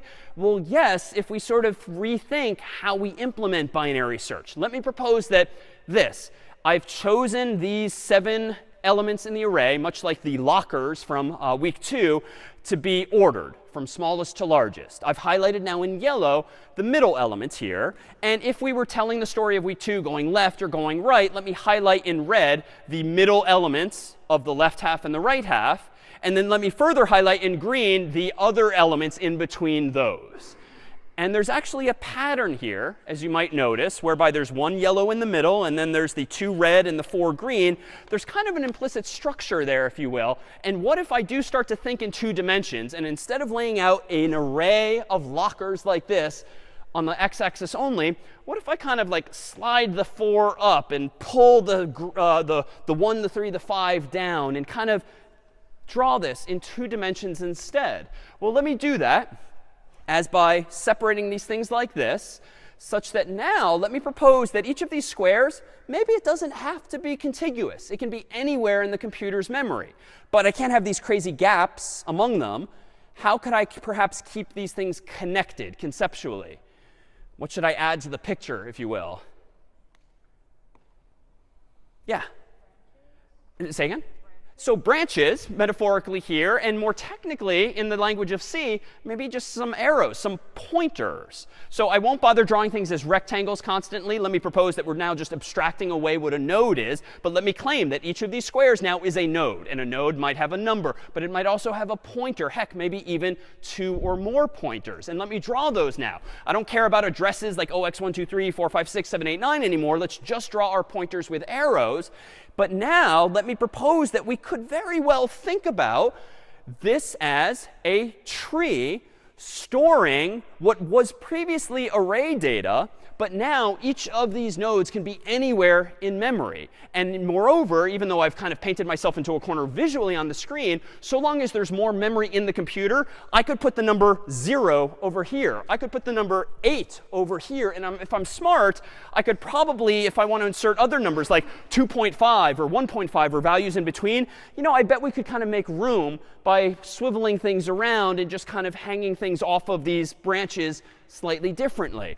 And so what does this gain me? Well, if I instead start to model my data not single dimensionally, but in 2 dimensions, and I connect those nodes with these pointers, what can I now do? I think I just gave myself back binary search. Why? Suppose I'm searching for the number 5. How do I find it?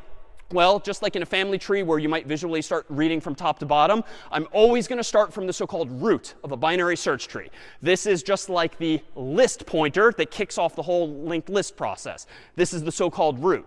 All right, here I am at the number 4. I want to find the number 5. What decision can I make when I see that I'm currently at the number 4? Just like the phone book from week 0. Where is 5 not? It's not to the left. And if I had built a little mobile here or something, we could very dramatically snip off this branch. This is like very low budget animation. These nodes could like fall to the ground, and we're left with half of essentially a tree. But what do I now know? It's obviously the 5 to the right. So let me go to the right. 6 is obviously not the one I'm looking for, but what do I now know about the 5? Well, 5 is less than the 6. So I can sort of snip this off here because I know it's not going to be down there. and I can follow the remaining arrow here, and voila, I just found it. And now without getting into the weeds of the math, I've got here, what, 7 elements. That's roughly 8 if I round up, and if I do some log base 2. I actually, 1, 2, 3 is the key detail here. The height of this tree is 3 because I took a list of size 7 and I halved it and I halved it in order to let it dangle in these 2 dimensions, plus or minus 1 for rounding's sake. So what do I get back? I now have binary search, but it's not like the middle of the middle of the middle. I now follow these arrows in one of 2 directions. So each of these nodes now has an int and maybe a left pointer and a right pointer, but you could call them anything you want. And so I've gotten back binary search and dynamism, because if you want to add 0 or 8 or 9 or 10, we can just dangle them at the bottom of the binary search tree. So what would this look like in code, but we won't actually implement it line by line? Well, here was previously our definition of a node for a linked list, which was one-dimensional, if you will. Even though it might bounce up and down on the screen, it was still just a line, if you will. Well, let me get rid of the single pointer in the linked list. Let me make a little bit of room here in this type def, and let me propose that we just add 2 pointers, each of which is a struct node star.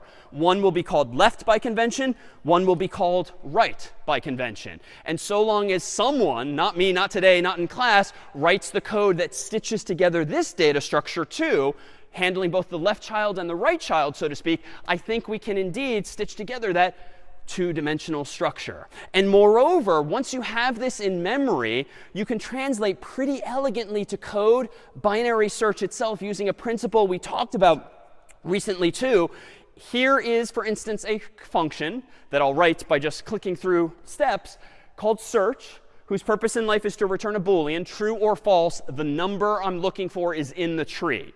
This search function, therefore, takes 2 arguments: the number I'm looking for, called number, and then a pointer to the tree, the so-called root of the tree. Now, how can I implement binary search in code? Well, recall our brief discussion of recursion. It turns out recursion is a beautiful technique, and honestly, more obvious technique when you have 2-dimensional structures, which finally, after 5+ weeks, we now do. Here's maybe my first line of code here. If the tree is null, then obviously return false. You've handed me an empty tree. There's nothing going on. Obviously, the number you're looking for is not going to be here. So that's my safe base case to make sure I don't screw up and recurse infinitely. Well, what else might be the case? Well, if the number I'm looking for is less than the tree's own number. And now recall that tree is a node star. So even though I'm calling it a tree, it's really the current node that's been passed in. So if the number I'm looking for is less than the current node's number, then I must know that the number I'm looking for is to the left, so to speak. So how can I solve that? Well, this is where the magic of recursion. Just return whatever the answer is to calling search again, but on a subtree, if you will. This is the sort of equivalent of snipping off half of the tree. Pass in the left subtree, if you will, with the same number. Else, if the number you're looking for isn't less than the current node's number, but greater than, snip off the other subtree instead and just return whatever search says it finds in the right subtree here. And then there's a fourth and final case. What else could be true logically? Yeah? Perfect. If the number you're looking for equals the number in this node, then I'm just going to return true. And you might recall from our recurring discussions of design, I don't strictly need to ask that explicitly. Either there's no node, it's to the left, it's to the right, or you found it. So I can just whittle that down as usual to an else. And this now returns my true. So here too, this is where recursion, once you get comfy with it, sort of gets pretty elegant and cool in the sense that, wow, even though there's a lot of lines here, I mean, there's only a few interesting lines. A lot of it's like curly braces at that, which strictly speaking I could get rid of. And so recursion lends itself to elegance when it comes to traversing these 2-dimensional data structures as well. So that is in code how you might implement something like search. Questions then on these trees? We have dynamism. We can insert more nodes to them. They're faster because we get binary search back. But there's got to be a price paid. Any downsides or question or downside? OK, let me come back to that in just one sec. Downside, though, what price have we paid for this dynamism and for this binary searchability? Even though I've abstracted it away in the picture. Say again? we're using a lot of memory, right? I'm kind of misleading you now because I'm just drawing these little squares with the simple numbers, but there's actually 3 things in there: a 4-byte integer, an 8-byte left pointer, a 8-byte right pointer. So we're already up to 16, 20 bytes now to store individual ints. That's probably OK, though, if memory is relatively cheap and voluminous as it nowadays is. But these are the kinds of trade-offs. And here, too, you see a hint of why some people still do like and use C. And in fact, it's so omnipresent because when you have C, you can really fine-tune how much memory is being used, for better or for worse, under the hood. As we transition soon to Python, these decisions get made for you. And you have much, much less control about how much memory is being used by your program because someone else made the design decisions for you. Question? Is it bad if we don't know the parent node? Not necessarily. There's no reason why you need to have pointers in both directions. However, that can lend itself to efficiency. By spending more space and having arrows go up too, you can actually save more time when searching the tree in other contexts. This, though, would be the canonical way, the typical way to implement it. But absolutely, just like a doubly linked list, that could help you solve other problems too. All right, so turns out I'm kind of overselling binary search trees. There are perversions of them, so to speak, whereby they won't actually behave as advertised. For instance, here's a good situation. Suppose you've got an empty tree initially, and you insert the number 2. Well, it's got to go somewhere, so it might as well become the root of this binary search tree. And let's assume that someone wrote the code to do this. Now you want to insert the number 1, and you want to maintain the searchability of this tree. Well, it's important to note that binary search tree is different from tree. If you've just got a tree in memory, there is no social contract with where the numbers need to go. They can be completely random all over the place. Binary search tree means that you can do binary search. Means that any node here is going to be greater than every node here and less than every node here. And that's a definition. It's a recursive structural definition that must be true to be a binary search tree, or BST. So if we maintain that property ourselves, let me insert 2. Let me insert 1. 1 belongs there by that definition. Let me insert 3. 3 belongs there by that definition. But I kind of got lucky in that I, in the story, inserted 2 and then 1 and then 3. Let me propose a sort of perversion of the algorithm whereby we just get unlucky. Let me propose that we insert 1 first. And then we insert 2. Well, where does 2 go? Well, logically, it goes to the right because it's larger. All right, now the user inserts 3. Where does it go? OK, it goes there, logically. And how does this story unfold? The user inserts 4, 5, 6. It's wonderfully sorted in advance by luck. But this is a perversion of the structure in what sense? It's still technically a binary search tree, but what does it look more like? It really is devolving, if you will, into a linked list. And so if you, the programmer, don't implement a binary search tree with some kind of repairs going on, such that as soon as something gets, whoa, a little too long and stringy, I think I can fix this. It's going to be an annoying a number of lines of code, which we're not going to write here or in a pset, but we could kind of pivot this thing, right? And we could just rejigger things so that the 2 becomes the new root, the 1 becomes the left child, the 3 becomes the right child. But that's what, like 2, 3 plus lines of code. It's possible, it's doable, but it's extra work, it's extra code. So unless you write that code, though, and maintain balance of these trees, just because it's a binary search tree does not mean its height is going to be log base 2 of n. The height could be n, in which case you don't get those properties. So when it comes to looking up in a balanced binary search tree, yes, it's log n. But if it's unbalanced, if you don't add that additional logic and those repairs, so to speak, it could devolve into big O of n. And this is a whole category of algorithms and fanciness that you would explore in a higher level course on algorithms and data structures. There's lots of way to do that sort of fixing that I'm alluding to in the picture there on the screen. All right, a few other data structures, if you will, toward an end of a sort of computer science holy grail. So log n is repeatedly a really good place to end up. We started in week 0 when we got log n. We lost it earlier today by introducing linked list, but we just got it back, albeit at the price of spending more space. But the holy grail, so to speak, when it comes to algorithms would not be big O of n, certainly. Definitely not n squared, like our bubble sorts and selection sorts, and not even big O of log n. What's better than all of those?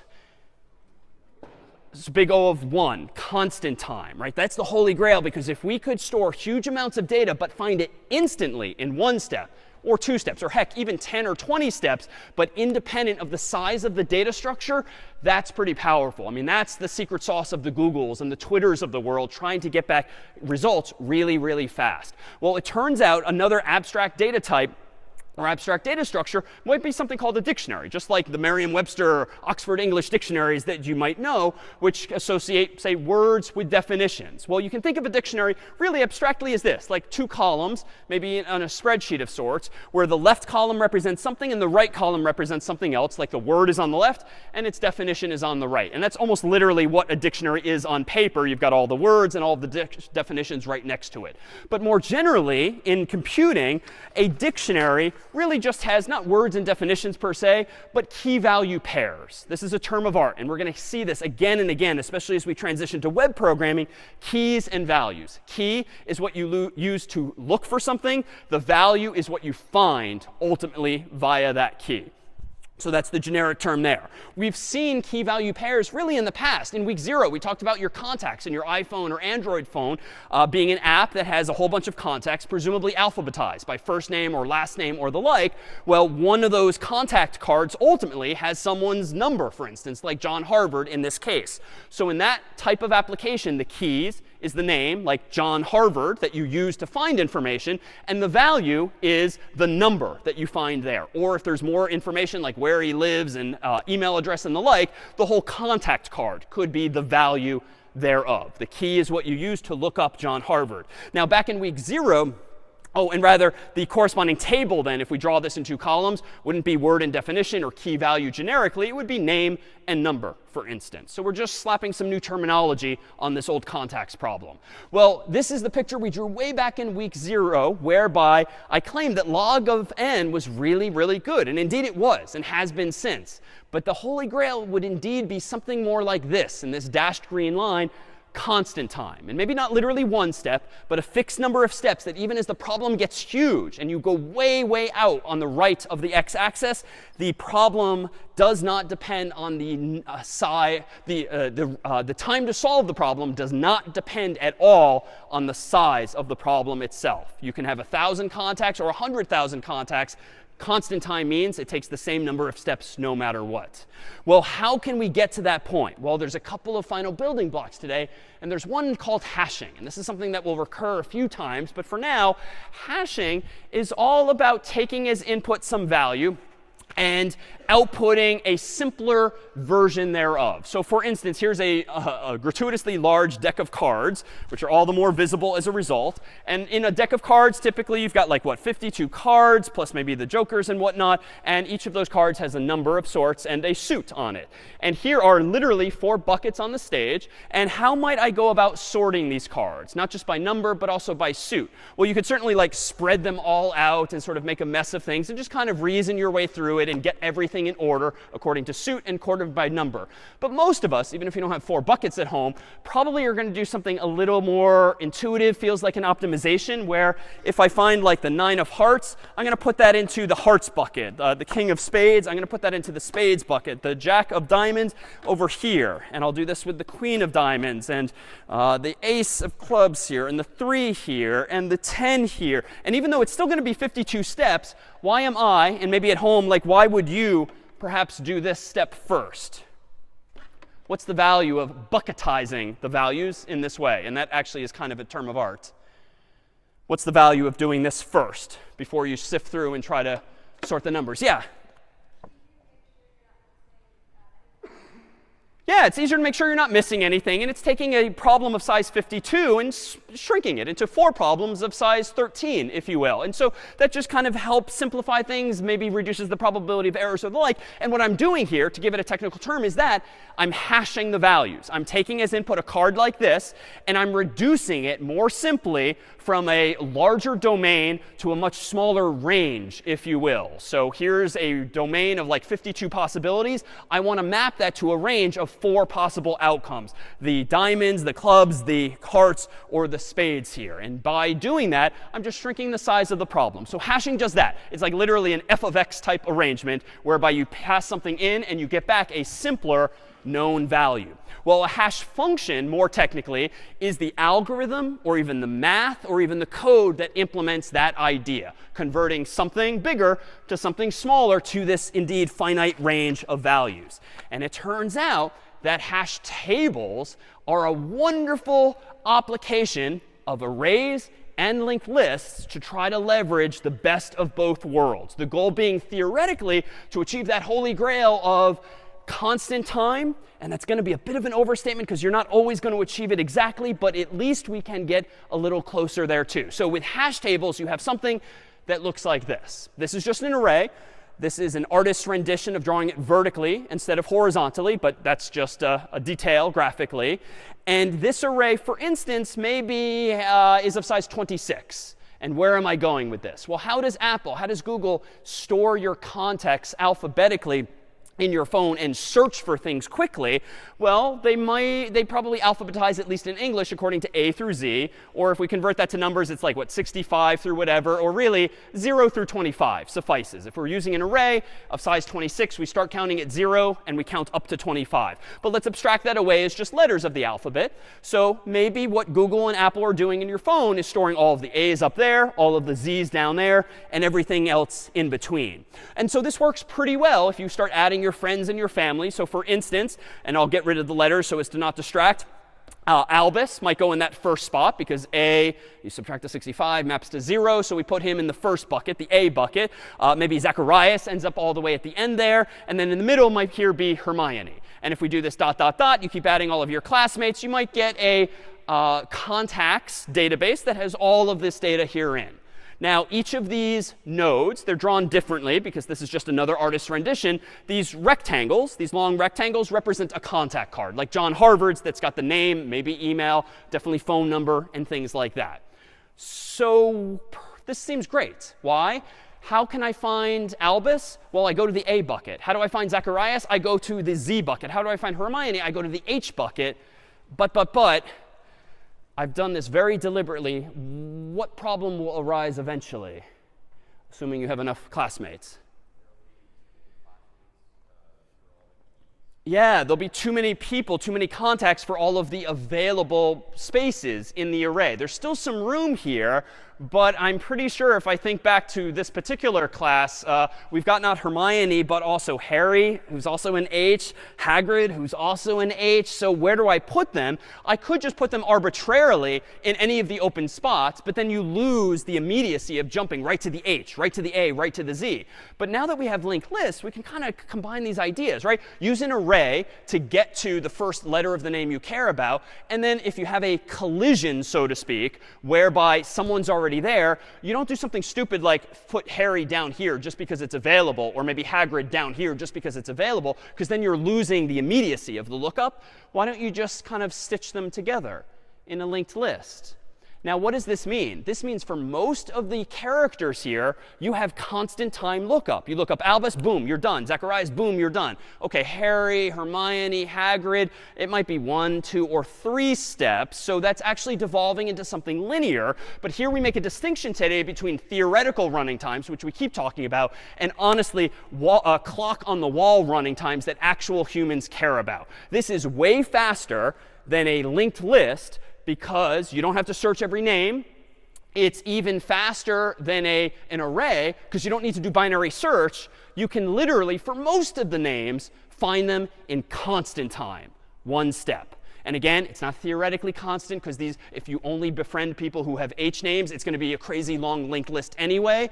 So again, it really kind of depends on what the nature of the data is here. But this is pretty close to constant time. And in fact, how could we get even closer? How could we reduce the probability of collisions for the H's or any other letters? How could we avoid putting too many H names together? Say a little louder.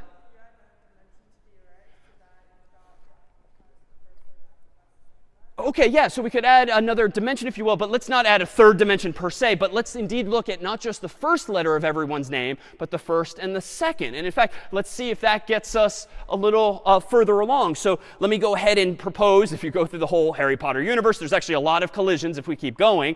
And so we've got the L's here, the R's, the S's, and so forth. Well, let's clean this up here. Hermione originally went to the H location, but let's decrease the probability of collisions there and everywhere else. Instead of putting Hermione, Harry, and Hagrid all together, let's go ahead and do this instead. Instead of labeling these buckets A through Z, let's just give ourselves more buckets. So in fact, this might be H. Well, instead of H, maybe this should be HA. And then this should be HB, HC, HD, HE, HF. Now, some of those are a little nonsensical because I can't think of names that match most of those. But it's deterministic. At least we know the bucket will be there, which is important even if it's empty. And now we can put Hermione here. We can put Harry here. But uh-oh, we didn't do this perfectly well. Hagrid still collides. So let me come back to you. How can we reduce the probability of Harry and Hagrid colliding? Yeah, so we could look at the third letter. OK, so let me try that. Instead of HA, let's look at HAA, HAB, HAC, dot, dot, dot, HAQ, dot, dot, dot, HEQ, HER, HES, and so forth. And now I think those names, and probably all of the others we saw, are now much more cleanly distributed. There's much lower probability of collisions unless two people have like almost the same names, or one is like a prefix of the other. But, even though we're now closer than ever to constant time, because the odds that we hit a collision and have to devolve to a linked list are much lower, what's the downside? That's not completely obvious from how I've depicted this on screen. What's the price I'm paying here? Yeah. This is a huge amount of memory. The number of cells here in the array is now, what, 26 times 26 times 26 for the first, the second, and the third possible characters, all combinatorically combined here. That's a lot. I didn't even draw them. I have the dot, dot, dot to evoke that instead.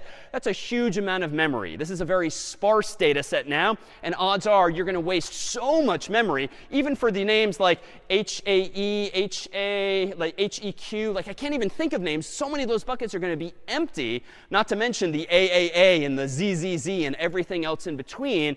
So it's a trade-off, and it might be too expensive a trade-off, and so you might have to tolerate something like the collisions we had earlier, whereby even though they might very well happen, at least you are decreasing the probability by perhaps having more buckets like this. And in fact, if I rewind now to where we might have gone with this, here's how we might represent these nodes in the tree. Previously, in the past, we've had a person who had a string name and a string number, aka now char star. And so here now might be how, in this hash table, we represent someone's name and number, as well as a pointer to the next element in the list. Let me rewind just to the picture here. We keep drawing different shapes because, again, these are abstractions. Who really cares if they're to scale now? We've got enough room for the person's name. Not pictured on the screen is Hermione's number, but that's somewhere in this rectangle. But yes, pictured here in this little square is a pointer to the next node in the list. So by storing name and number, maybe her address, maybe her mailing address, whatever, in addition to a pointer, allows each of these nodes to be connectable, just like the nodes in a linked list. But where they're starting is in an array. So the array gets us like 1/26, or gets us, narrows the problem from size 26 to 1, gets us to the linked list in question. Hopefully it's a single person, or perhaps it has more than that. Meanwhile, what is the hash table itself? The hash table, the whole thing, is literally just an array. I've hard-coded the simplest version of size 26, but what do each of those boxes in the vertical array represent? Just a pointer to potentially a node in a linked list. And if there's no one there, if there's no one in location Y or X or the like in that universe, well, it's just a null pointer, signifying there's no one there. But if there is, it's going to be a pointer to a valid node, from which we can get to any of the others as well. And that so-called hash function, just like the one I did with the greeting cards, well, it's just a black box, if you will, but implemented somewhere in code, like in C. And so if you pass in Albus, what is the hash value of Albus? Well, in the first version of the story with 26 buckets, it should be a 0. If you pass in Zacharias, it should be 25. And so just as my cards were being hashed to one of 1, 2, 3, 4 values, now these names are being hashed to one of 26 possibilities, or 26 times 26, or 26 to the third power if you have more and more granularity than that. questions on this implementation now of this idea of a hash table?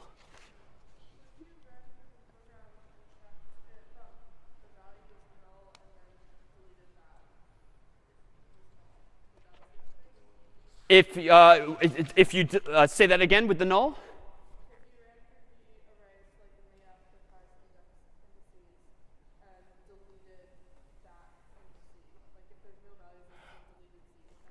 Oh, well, good question. So if there's so much sparseness, there's all of these empty cells in the array, couldn't you just go in and free them or delete them or just kind of shrink the array and not have AAA and AAB and AAC only have the prefixes, 2 or 3 characters that you need?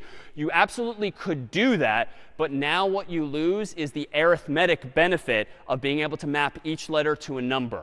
If you start freeing up unused space, you don't know that Zacharias is necessarily at location 25. Albus is still going to be at location 0, but if you've deleted some of the elements in the middle, Zacharias could be at 24 if you've deleted one, 23 if you've deleted another. And so you don't have that arithmetic immediacy that you need in order to index into the array with constant time. And the same is going to be true if it's 2 letters or 3 letters.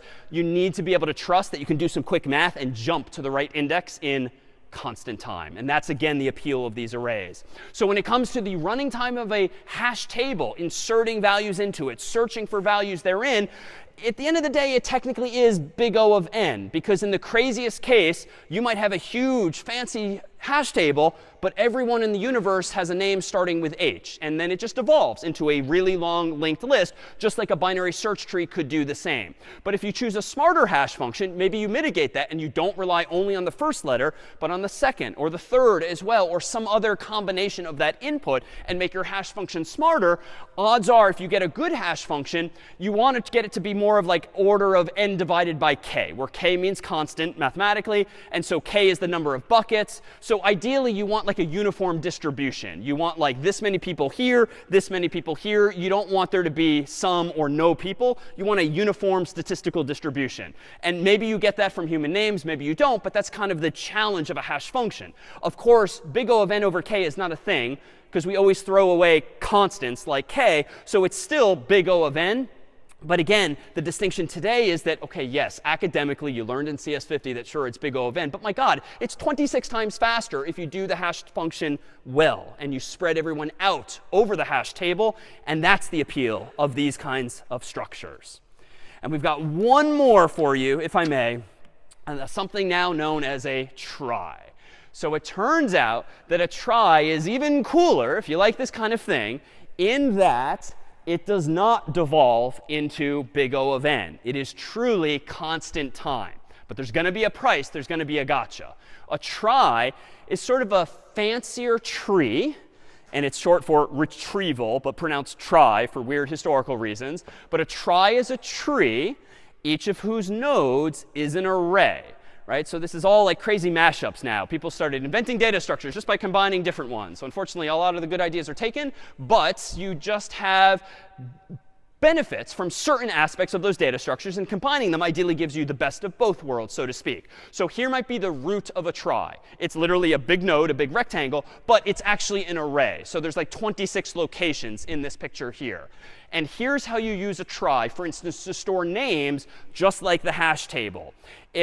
You treat each of the elements of that array in that node as like a letter of the alphabet, so A through Z, or 0 through 25.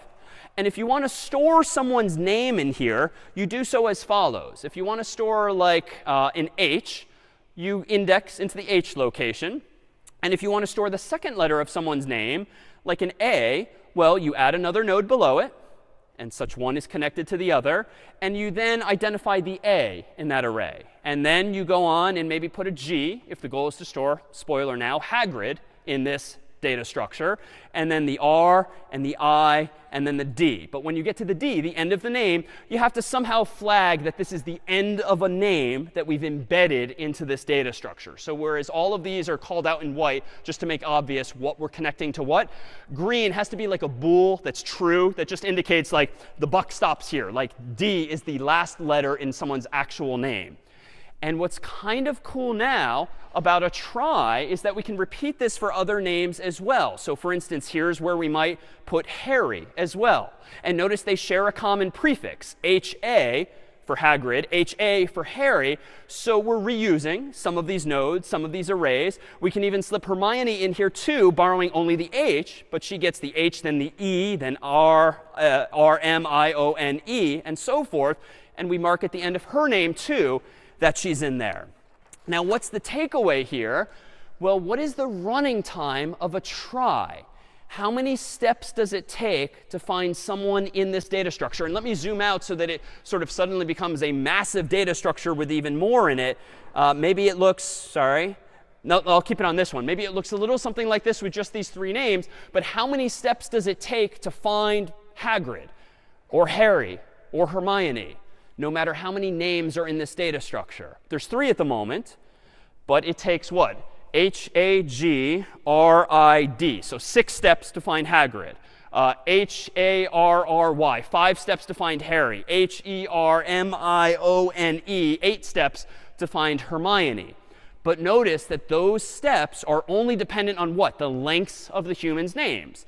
And let's assume that no one's going to have a infinitely long name. It's going to max out at what, like 8, maybe 18, maybe 20, 30. There's actually some pretty long human names out there, but it's going to be finite. You know it's bounded, whereas most contexts, n could grow forever.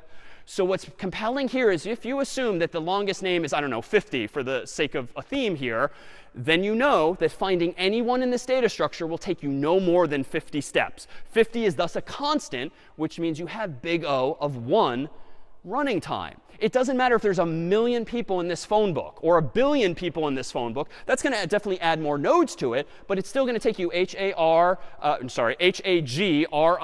6 steps to find Hagrid, H-A-R-R-Y, 5 steps to find Harry, even if there's 1 billion other people in that data structure. So now we actually do seem to have constant time if you assume that there's going to be a bound on the length of the name.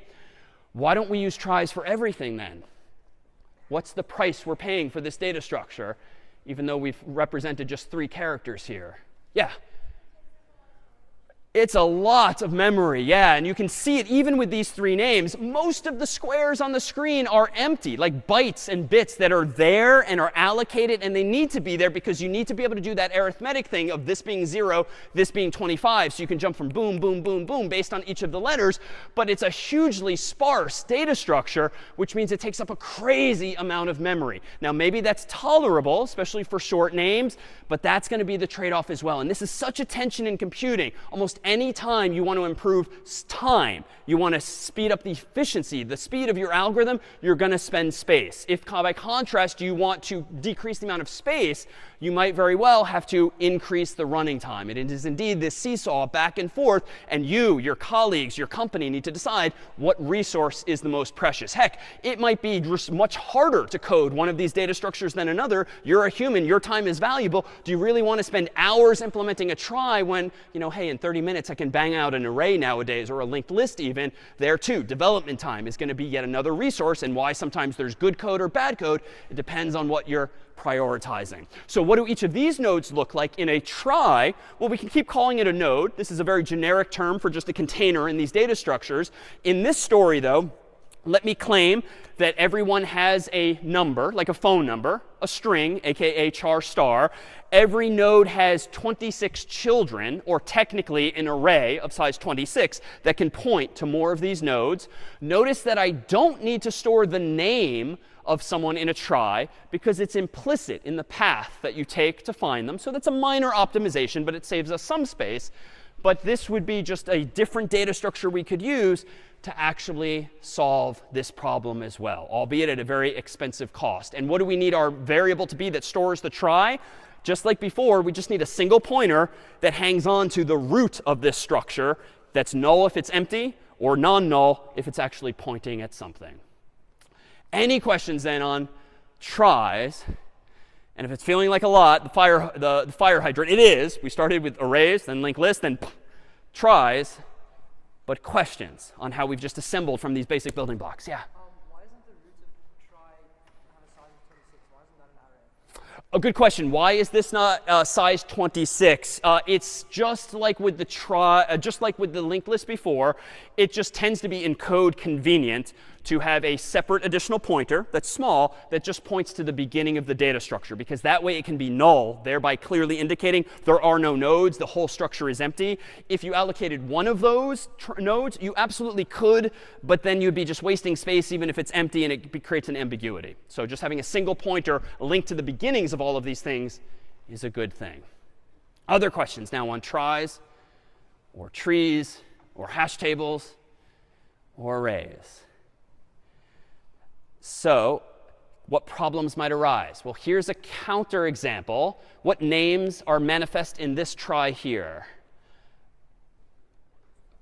Feel free to just call it out. What do you see?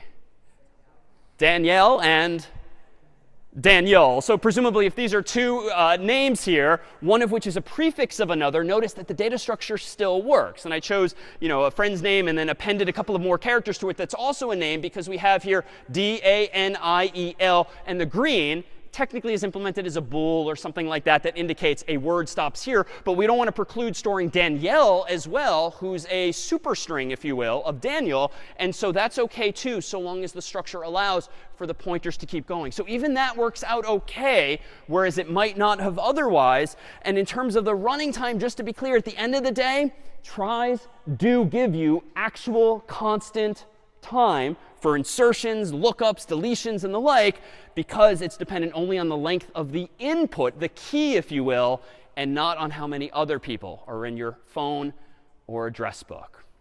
And now thought we'd conclude with a visual. If you've gotten out into the square, anyone recognize this? OK, Sweetgreen, a local salad place. What are we looking at here, and what's its connection to today? You're about to become all the geekier in the real world, because you will start to see data structures everywhere. What is this? Or how does this work maybe in salad form? Who's been to Sweetgreen? OK, either of you. So how does this work?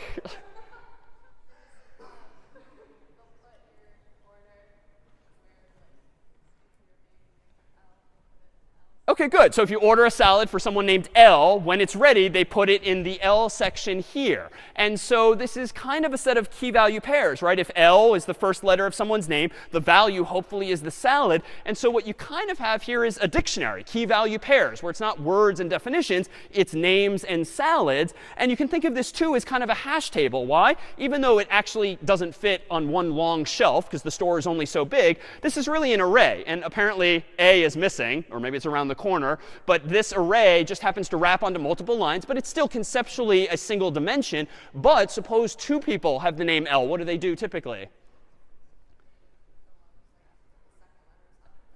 Yeah, so maybe if they put that much effort into it, they might look at the second letter and then the third letter. Odds are this is not that interesting a problem to solve optimally in that way. But they probably do start stacking the salads on top of each other, or maybe scooching it over just a little bit. And so what do you have there? Well, now if you start to view the lens through like CS50 glasses, like, OK, you have an array, and then you have like these linked lists that are sort of growing here. But even then you run into a problem. Why? Because it's not really a linked list, because at some point you're going to hit the boundary here.